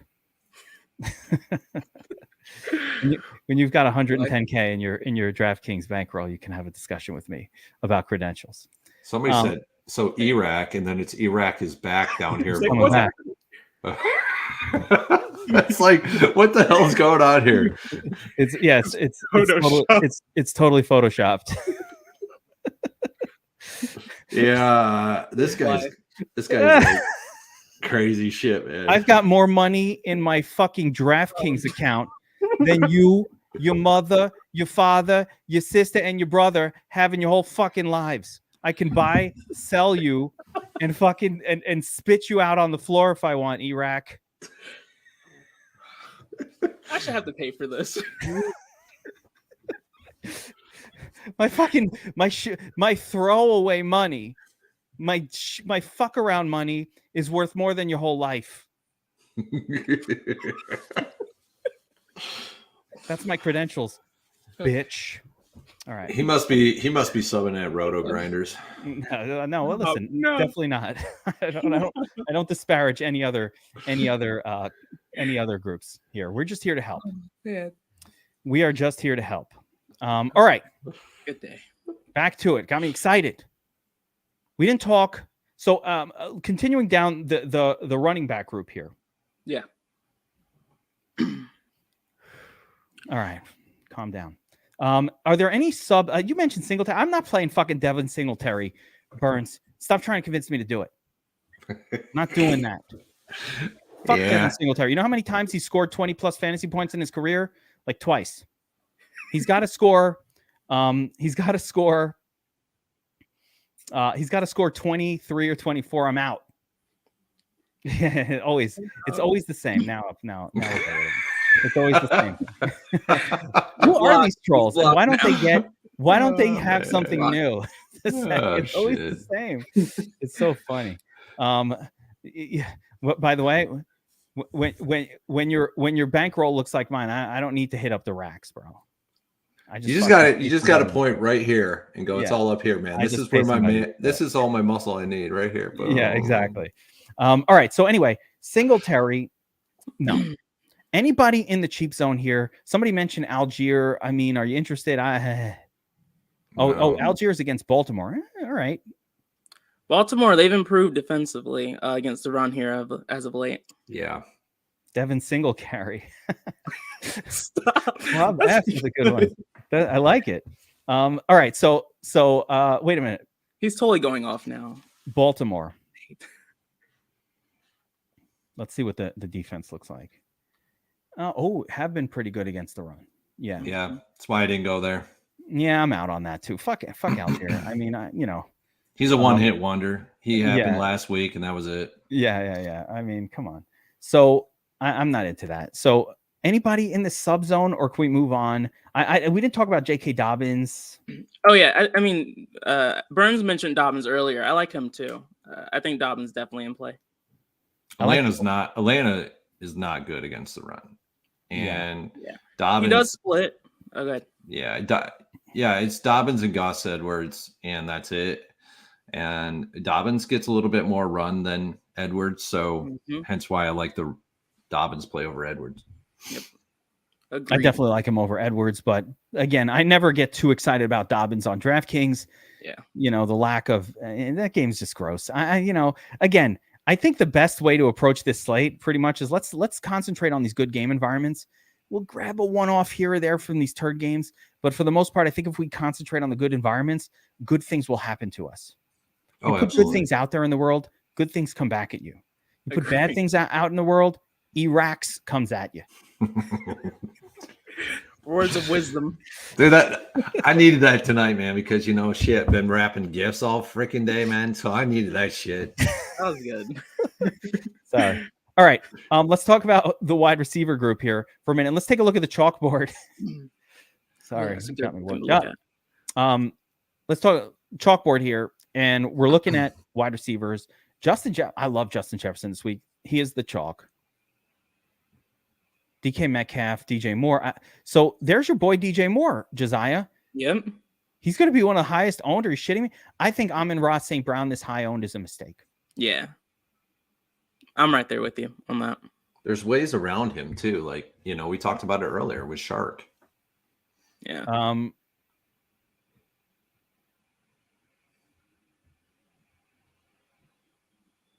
I would rather play Justin Jefferson. I and AJ Brown. Where's AJ Brown on this list? I can't even find him. He's down at the row 16. Yeah. There's some weird chalk. I'm sorry. I got to mention a couple of these. I'm going to go negative here. Excuse me, Terry McLaurin? Oh, yeah. I don't see San that. Francisco? What the? Yeah. Who? I don't see that. That's weird. Who thinks that's a good idea? Chris Moore with Brandon Cooks coming back? I'm okay with that. I'm okay with Chris Moore. Rick James and Slayton are the two highest owned guys? The more play, a little bit of explanation. The Titans give up a ton of points to the wide receiver position. I like Cooks. I'll have a good chunk of Cooks, but I think Chris Moore is still viable too at 4,700. Okay. All right. Yeah, because I don't think Nico Collins is in this week. So yeah, no, Collins is out. He's definitely out. But Brandon Cooks comes back and he'll kind of be the top guy. But Moore will be on the field. But his pricing, I don't like the price. I'm out on that. He's too expensive. I like Chris Moore when he's 3K. Yeah, or 3,500. I didn't like him that much at 4,200, and I like him even less at 4,700. I'm just keeping it real. I don't like it. Adam Thielen? No. I'm not on Adam Thielen. I'd rather have Hawkinson. I'd rather have so many other players, and especially DJ Moore. I don't like that DJ Moore's ownership is this high, but he's the same price pretty much as Thielen. Mm-hmm. Or just get up to Juju Smith-Schuster for a couple bucks more. DK Metcalf, spectacular. It doesn't get much better than DK Metcalf with no Tyler Lockett. As a matter of fact, I think this is the problem with Amon-Ra St. Brown. You're either going down to Metcalf or you're trying to get up to Justin Jefferson or AJ Brown. Amon-Ra falls in a weird spot for me. 8, 16, 20. He can get 32, but he's just fallen in a weird spot for me. Let me see here. Or just get all your ownership with Amon-Ra with Goff stacks if you want to do that. Absolutely. By the way, only in stacks with Goff. Right. I'm trying to see how we can get some leverage just based off these ownerships. I don't get the Jahan Dotson, even a 3,900 thing either. I don't want anything to do with Washington. Again, I think for me, the Niners, yeah, that's tough. Well, if they double cover Metcalf, which they might, I don't think that Marquise Goodwin's going to burn them, or Noah Fant is going to burn them. So I mean, we could just go different ways. I don't think you have to be scared of any of these ownerships. Do you feel like the need, Josiah? You're you're always contrarian in your approach to certainly to NBA. By the way, if you're watching this and you're an hour and 18 minutes in and you're a DFS Army subscriber, Josiah, your cores, but especially what I always love that you put out is your leverage plays. So Josiah puts out NBA leverage plays every single day. I go right to the leverage section. I'm like, who does he really like? Who is this sneaky plays that Josiah, you distract me with your core plays. You're like, I'm just going to throw the chalk up there. And then the leverage plays are the ones that get me excited. That's the Josiah way. That is. And we've been doing some pre-lock show special leverage plays too that have been kind of fire as of late. So I feel like I'm missing them because I don't get to watch all these shows because I'm busy with this. But yeah, I love the leverage plays. I've seen the call outs in the NBA channel for people who are crushing tournaments doing that. So make sure that you guys are checking out Josiah's cheat sheets, his cores, and of course the leverage plays. If you're into NBA and you're subscribed to DFS Army, promo code Christmas, 50% off. 50% off. So, do I need to get leverage against these guys? Is there anything, or can I just play? Do I have to worry about the chalk on Jefferson? Like 19%, it's a lot, but it's not that much. And you know who's not on this list, by the way? And I got some leverage that I don't know what the fuck's going on here. So I've got players that I love. Why is KJ Osborne not going to be the chalk this week? 16 targets last week. No one's going to play KJ. You can play Thielen.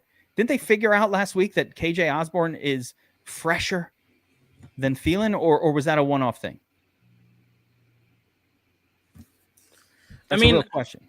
I mean, if you're not going to like it, Geek, but I am a little bit lower on Jefferson than a lot of people. That's just kind of the way I'm going on this slate. But I think he's a fantastic play. He's the most dominant wide receiver so far this season, but just the way I'm going on this slate.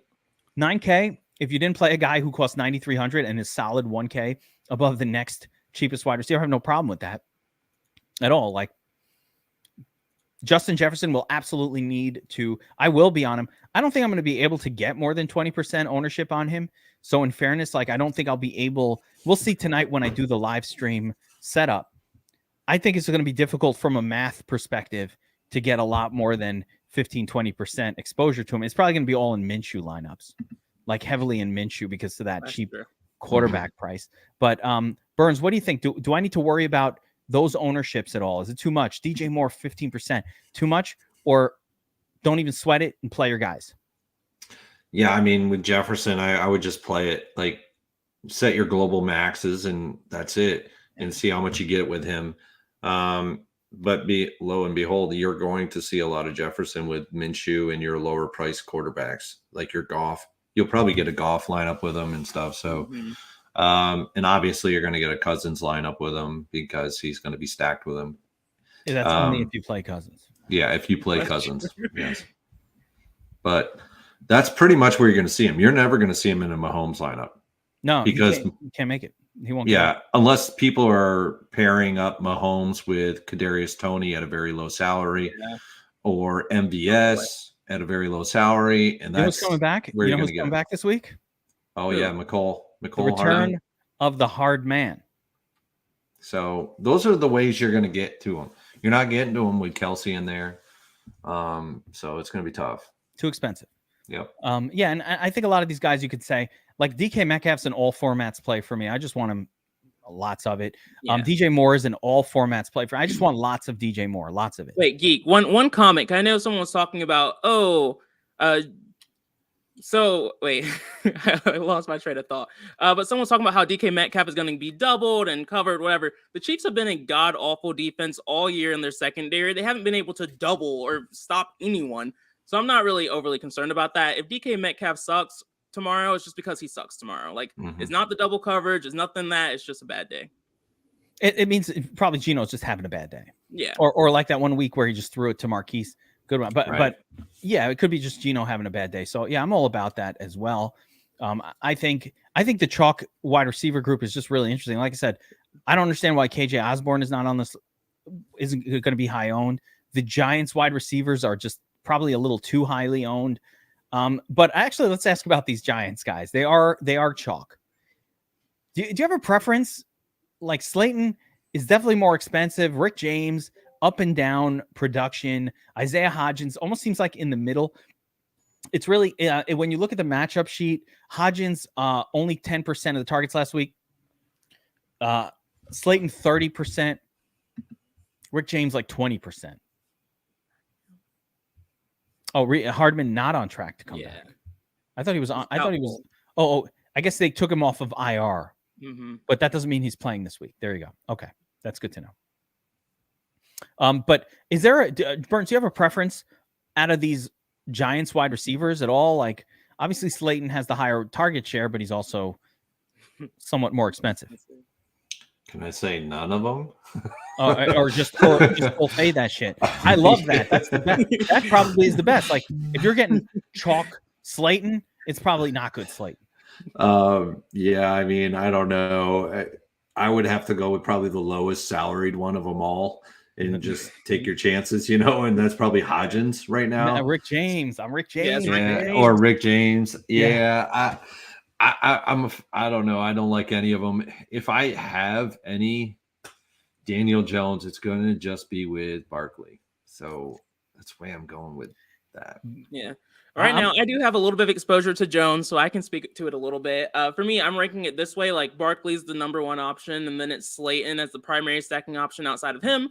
Then it's Richard James Jr., the secondary stacking option, where I'm okay with still having him in some lines without Daniel Jones. And Isaiah Hodgins is Daniel Jones stacking only for me. Yeah, I feel that. I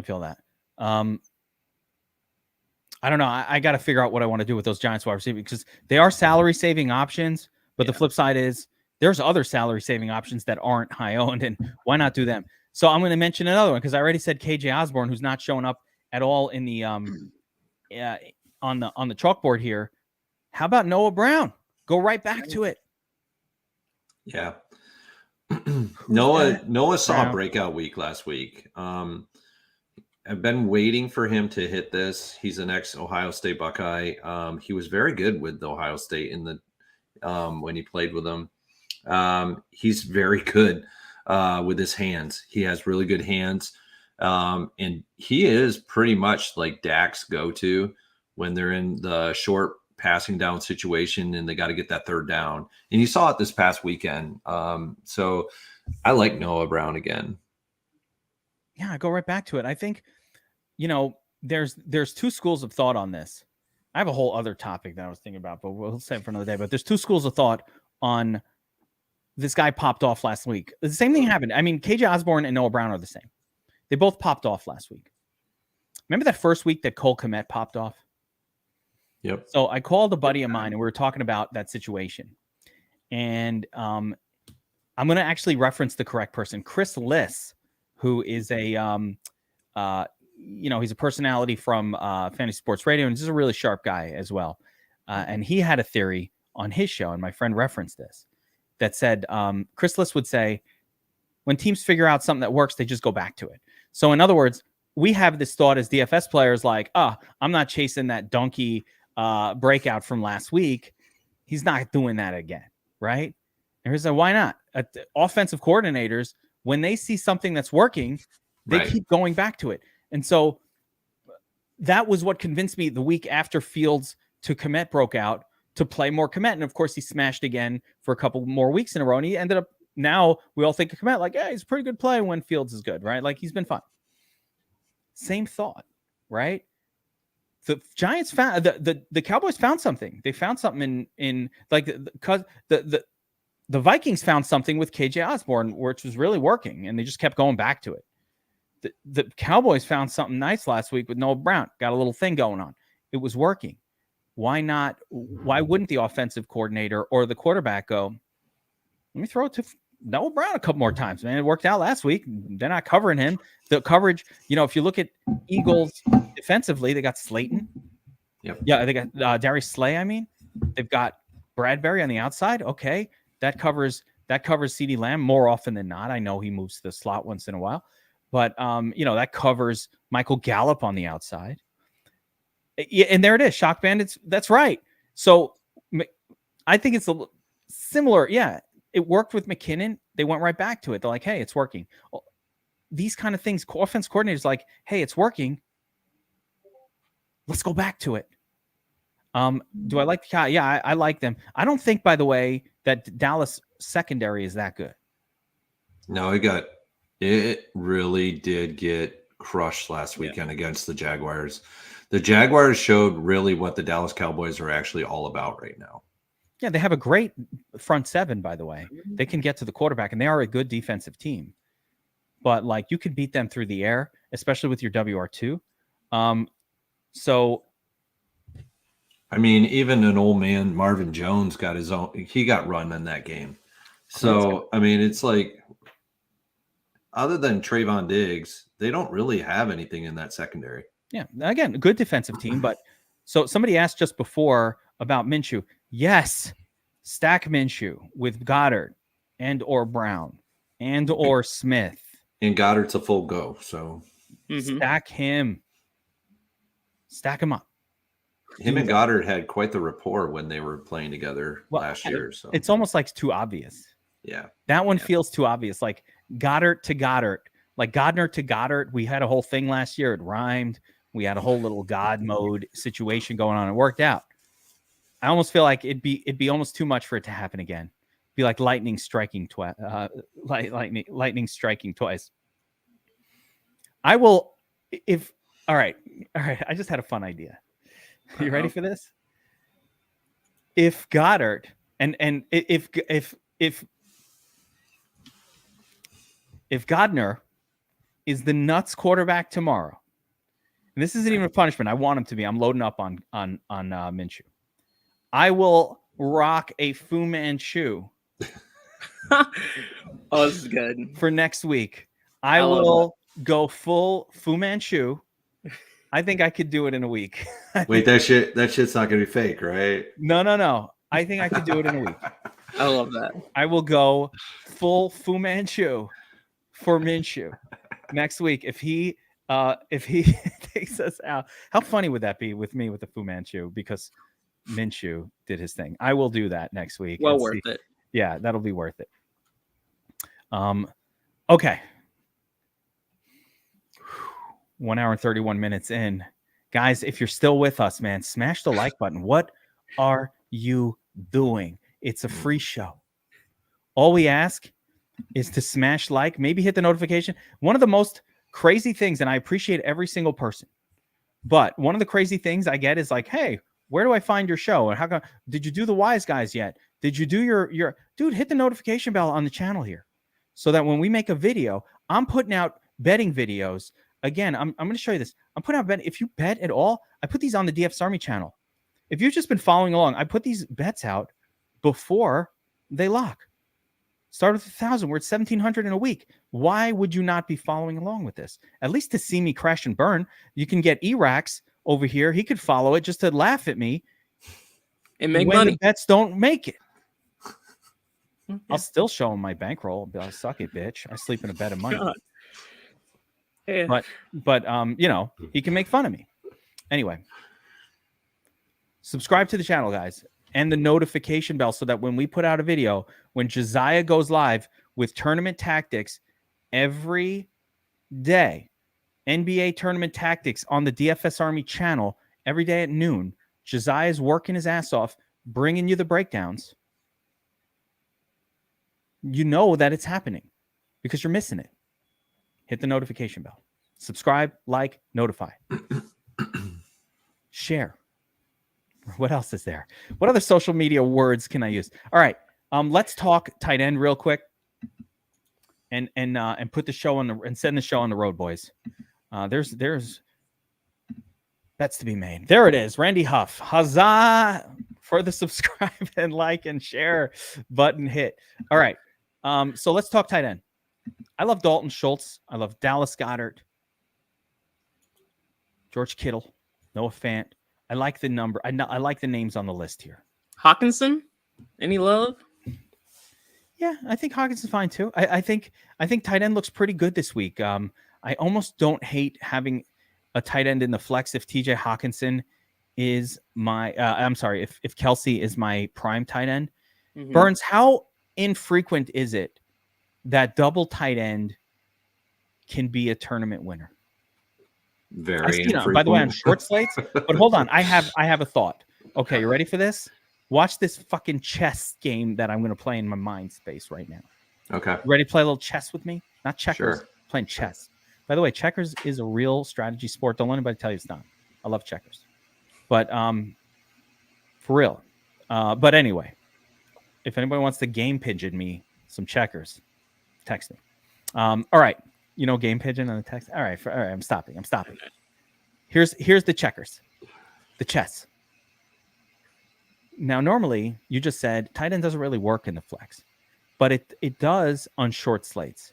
As a matter of fact, our research shows that, especially like in 2 and 3 game slates, tight end in the flex is actually very successful, almost like a 25 to 30% hit rate of taking down tournaments. You ready for this? I think this slate is more like a short one. Yeah. Therefore, I believe that tight end in the flex is a viable strategy this week. Mind exploding. The explosions are happening. It's like a short slate, Burns. Yeah. No, he's not going for it. He's like, no, you tried. He's like, you tried it. Like you actually are playing checkers. Yeah. And I thought you're going to play some chess with me. And it don't fly. Your flying king don't fly in my book. I'm just like a short. And I play high stakes Omaha and no limit and limit. So yeah, no.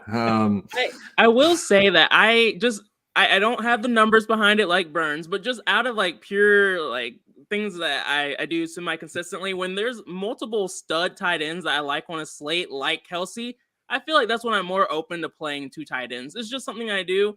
I don't know if it will work, but I'm down for it. It has to be in a Kelsey scenario. One of them has to be like generally a stud. Actually, though, on the short slate, a lot of times what ends up happening is it's not a stud. It's just like the cheap guys that there's so few teams and so few value plays available that the like, random tight end who got the touchdown ends up in the nuts. Hunter Henry goes for 2 touchdowns, and if you didn't have him and Schultz, you didn't win anything because there were so few players available.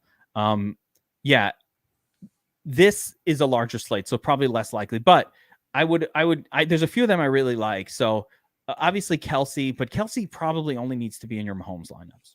Mm-hmm. Every single time Kelsey has gone for 28 plus, Mahomes has crossed 30 fantasy points. This is super consistent, and it goes back multiple seasons. So I feel comfortable enough with that dynamic that if I play Kelsey, I just play him with Mahomes.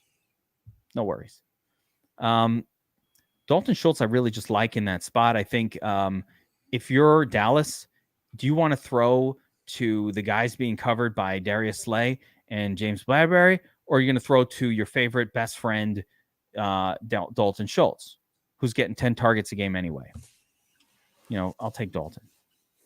Dallas Goedert to return. We all know about the Godwin, the Goddard. I can't even say the name. It's like I can't get it. Minshew to Goddard combination. There's 3 other spots here, guys. George Kittle has smashed in games without Deebo Samuel. Do you think George Kittle's viable here, Josiah?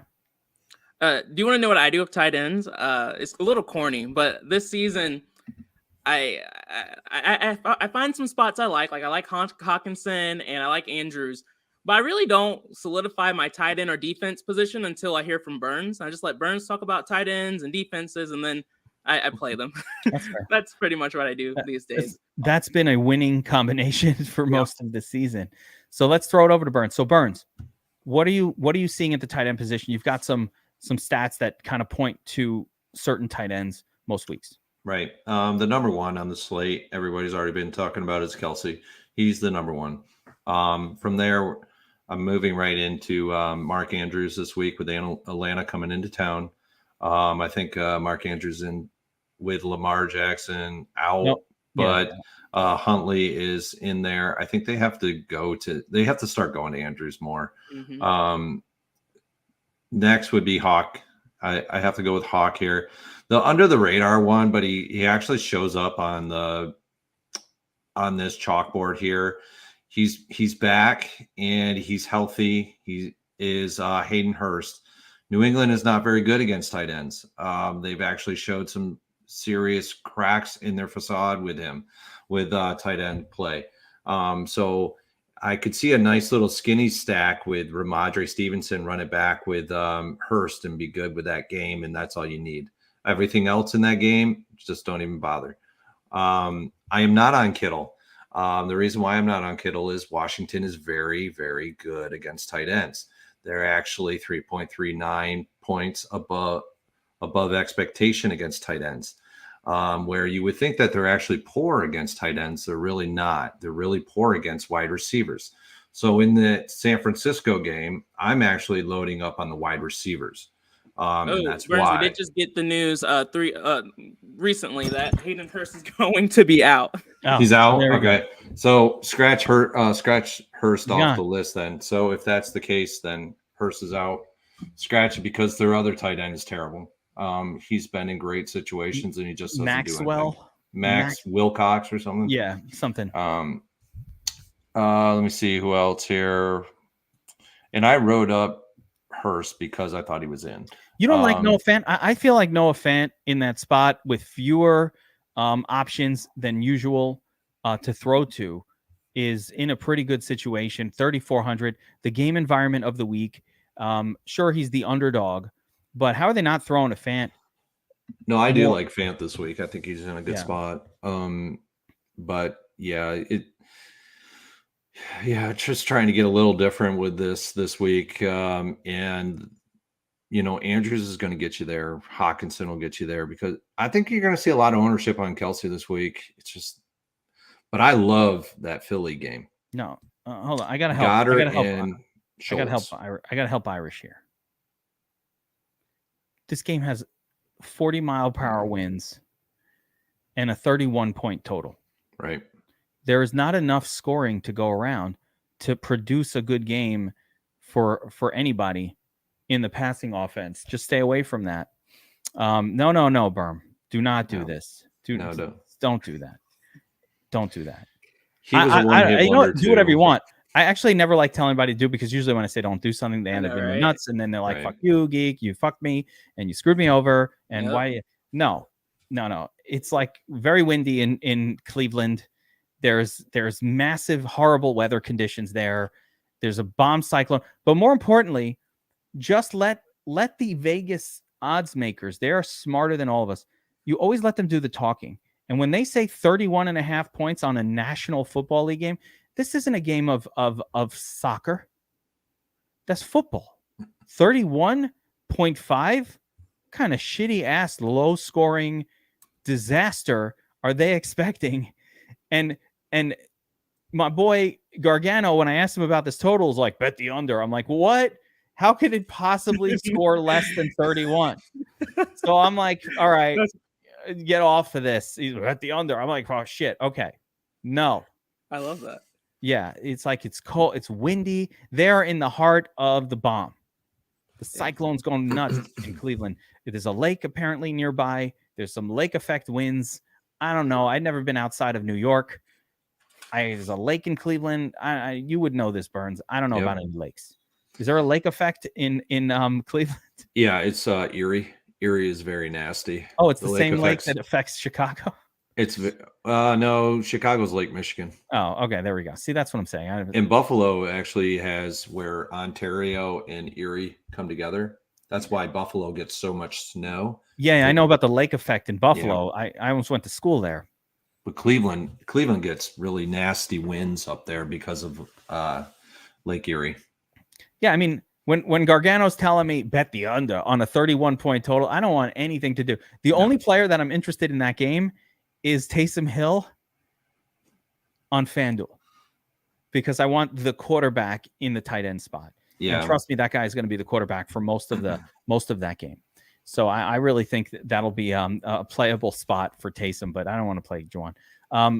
Yeah, I mean the tight ends are pretty easy this week, right? I feel like you don't have to going into a single entry. I would definitely stick with Kelsey, and if you go a little bit higher with your quarterback play, your Mahomes, you definitely want him in there, and then let it roll from there. So that's how I'd start it. On defense this week, Cleveland is in a great spot defensively to just light it up. Then it's for me, it's New England with Cincinnati coming into town. My low salaried one is actually Carolina on the defense. And then I am loading up on San Francisco at a very high salary with extremely low ownership. Let me ask you on that, Burns. How often? So I was thinking about the difference between quarterbacks and defenses, right? Mm-hmm. Quarterback has a high mean projection. but tends not to have as much salary, like spikes, right? The quarterback position or even running back, but especially quarterbacks, they come with a very high mean projection, but then they don't spike as much, right? They're hanging around those numbers, right? 25, 18, the mean is 18. They're coming in at 14. They're 25 and they're hanging out in the zone. Right. Defense is really, really, really wide variance, right? The mean projection is kind of low. Most of the time, projection models will not put you onto the most expensive defense on the slate, like the 49, no matter how good of a spot. And this is as good of a spot as it gets. My question for you is, how often, because they're going to be low owned and they have this high variance, is it frequent to see pay up options at defense in tournament winning lineups? Like, as compared to the obvious, let's just pay down for the Panthers or whoever the cheapest viable seeming defense, the Panthers, or I would add in maybe the Texans against Malik Willis, a rookie, or something like that. Cowboys maybe. Cowboys against maybe Cowboys, and on the other side, the Philadelphia. It actually shows up here, by the way, too, at 2,700. Yeah, the Patriots are really good. They're in a really good spot. Burrow going there, it could be really nasty up in Foxborough.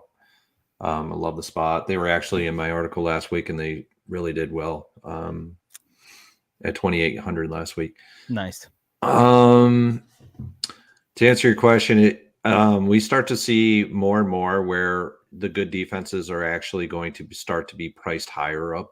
So right now you've had almost a full season, right? We're at week 16 to be able to see how defenses are going to react in certain against certain offensive schemes, and how they've actually carried themselves the entire season.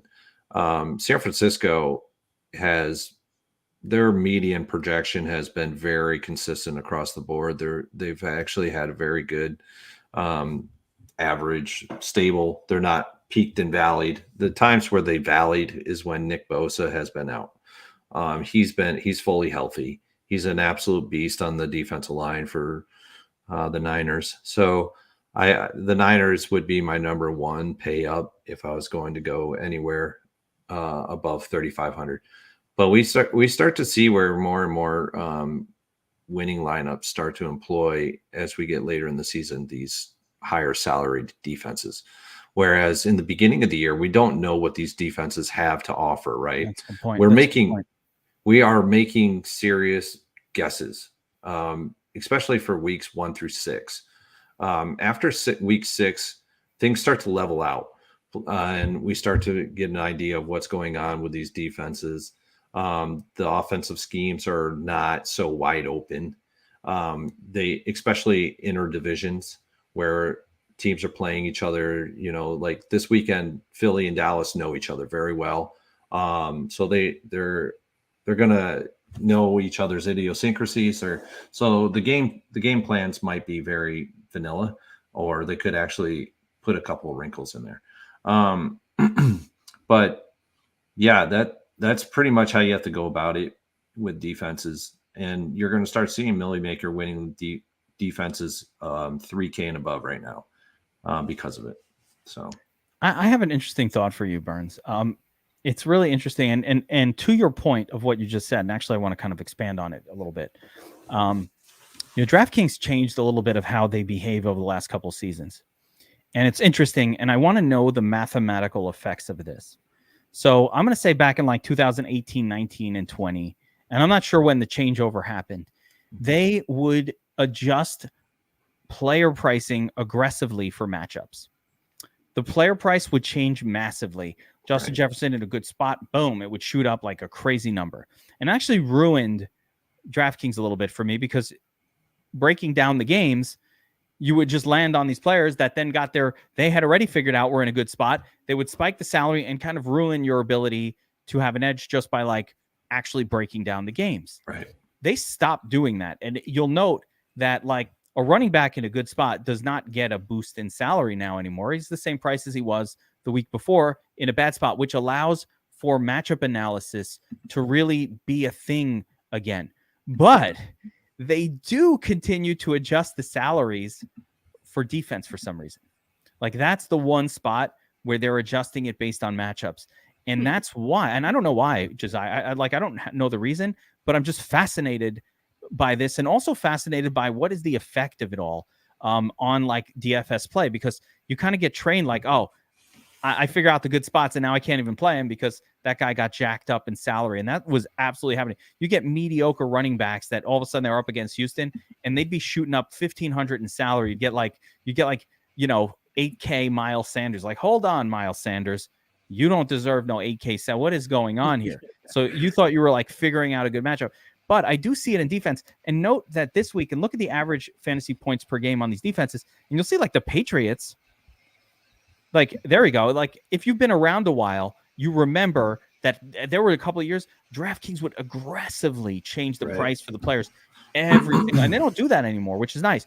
But they do it here on defense. So, like, look at the Patriots. They've been one of the highest scoring just defenses of the season, right? They're actually averaging 11.1 fantasy points per game. And if you look at their returns, they're really, really good. Here's a 20, here's a 17, and 11. And that's against like not that bad of opponents, right? Like some of them are bad, like Jets, but I mean, the Raiders, not great, but there's a 26 against the Colts and a third. Yep. I mean, the Packers, they do this.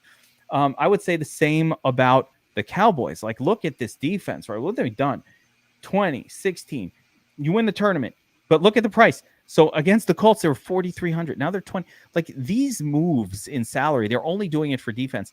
So the question is, there's a 22 against Detroit, a 16 against Minnesota.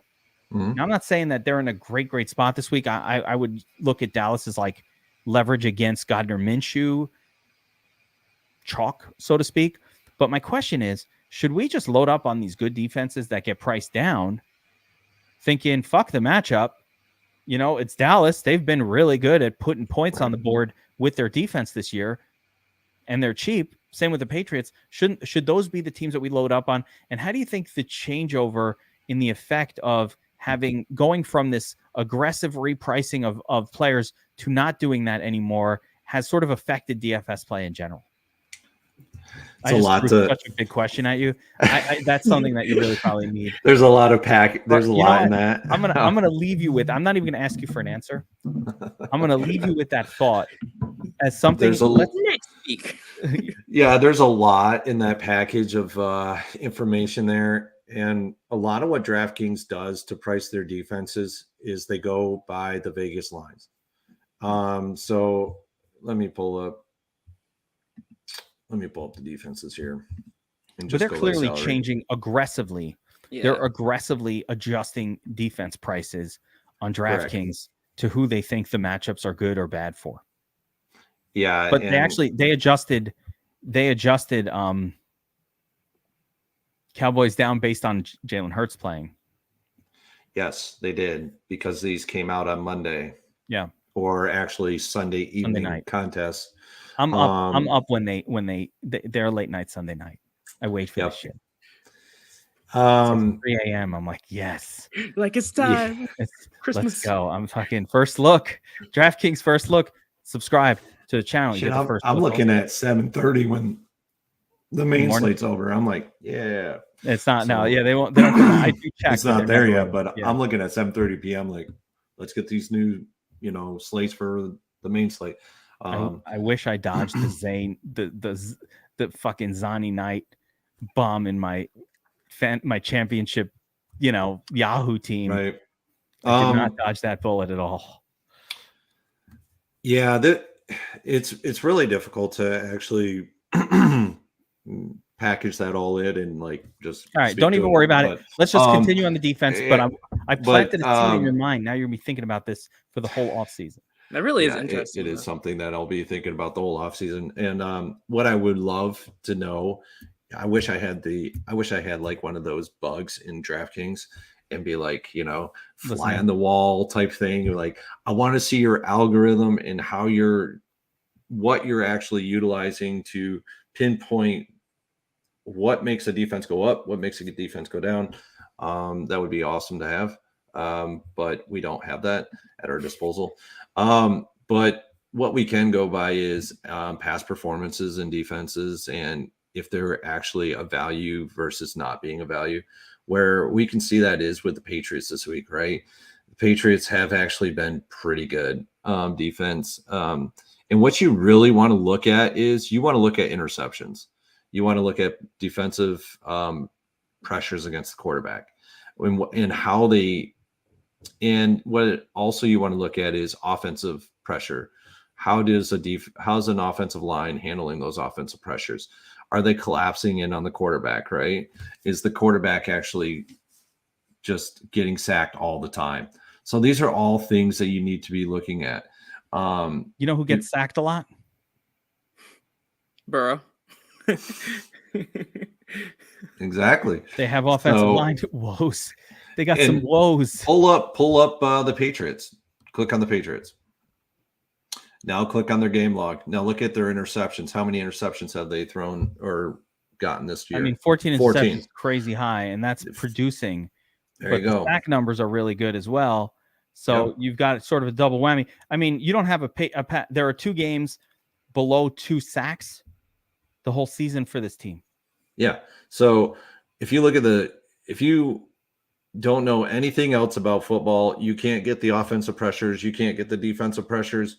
Just look at this INT number, look at this sack number, and look at how well they do on the road versus at home. Do you think the fact that the Patriots have played against Zach Milfson twice a year, including a 3 interception game earlier this season, is skewing these numbers at all?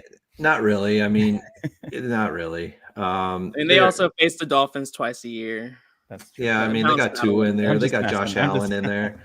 I just had to bring up Zach Milfson one more time before we never have to speak of him again. I just have to do it once more.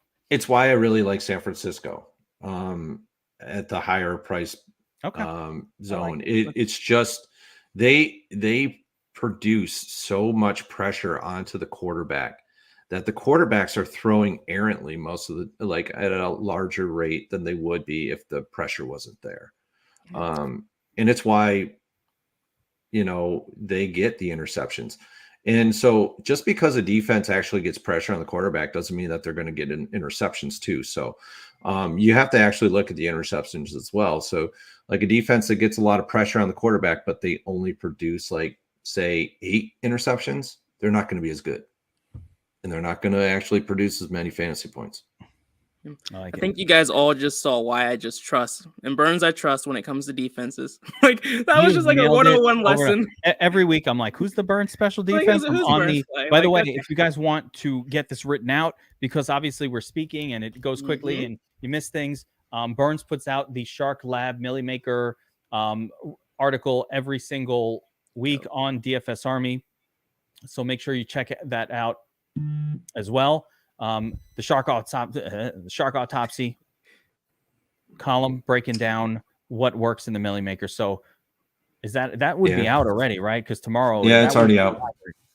It came out at 1:00 this afternoon. I tried to do it early because tomorrow's slate of games. Yeah, crazy week, guys. So let's wrap it up here. It is a crazy week. Reminder: I will be back for DFS Army VIPs doing a live stream optimizer setup. Everybody wants to know how to set up the optimizer. How do I use the tools? That's what we do in DFS Army.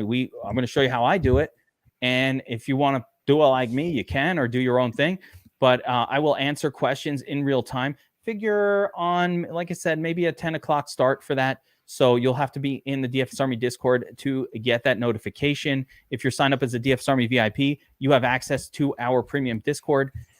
If you go to the DFS Army website, I will show you how to connect to the Discord. There's a little button here that says Discord. It's sneakily placed right in the center of the screen. You click on that button, you connect to the Discord, you can link your account. So it's not in Discord only. We post it, but yes, it's for DFS Army premium subscribers. So it is behind our paywall. That's going to be. But if you're not signed up at DFS Army, there's never a better time because promo code Christmas knocks VIP in half. You will never see it again. That's every sport, the optimizer, the community. It's $35 half of $69.99. I can't change the price to 69 because the next step up to 420 seems too high. Keeping it there. All right. Then also tomorrow at 11:30 a.m. we'll have the pre-lock show with myself and Razzle. Just making sure everyone's good to go and answering questions, and that is Eastern Standard Time. 11:30 Working a.m. on Christmas Eve, that dedication is unmatched. And for my DFS Army VIPs as well, we have a 3-game slate on Sunday. And guys, listen, Players Club, it's weird when slates start on Saturday and Sunday, and it affects our cadence of the week. Yeah. But what we're going to do is a live Players Club during the first. I have no other time I want to watch the games. It's just a 3-game slate. So we're going to do about an hour breakdown for the 3-gamer. Spoiler alert, play Tua. That's it. Plus 2. We got to know. Play Tua. Tua with 2. That's all. Spoiler alert. Like, oh, that's it? Yeah. Might be a 5-minute Players Club. Just enough to drink a Blue Moon. That's the whole Players Club. It's 5 minutes. Like, let's just play Tua. All right. That's going to do it for this one, everybody. Good luck tomorrow. 10-game slate. Stay away from the fucking bomb cyclones, and you will be happy. Stay away from the bombs, the cyclones. 3 games we're focused on, and that's it. Don't get DS crazy. Is your friend. Jesus is your friend. No, these might not be your friend. I don't know in this one. We got to check those numbers. These might not know about the bomb cyclone. Be careful. Be in control. These does not predict the weather as much as you would think. So with that being said, good luck, everybody. Like, subscribe, notification bells. We'll see you next time. Take care, everybody.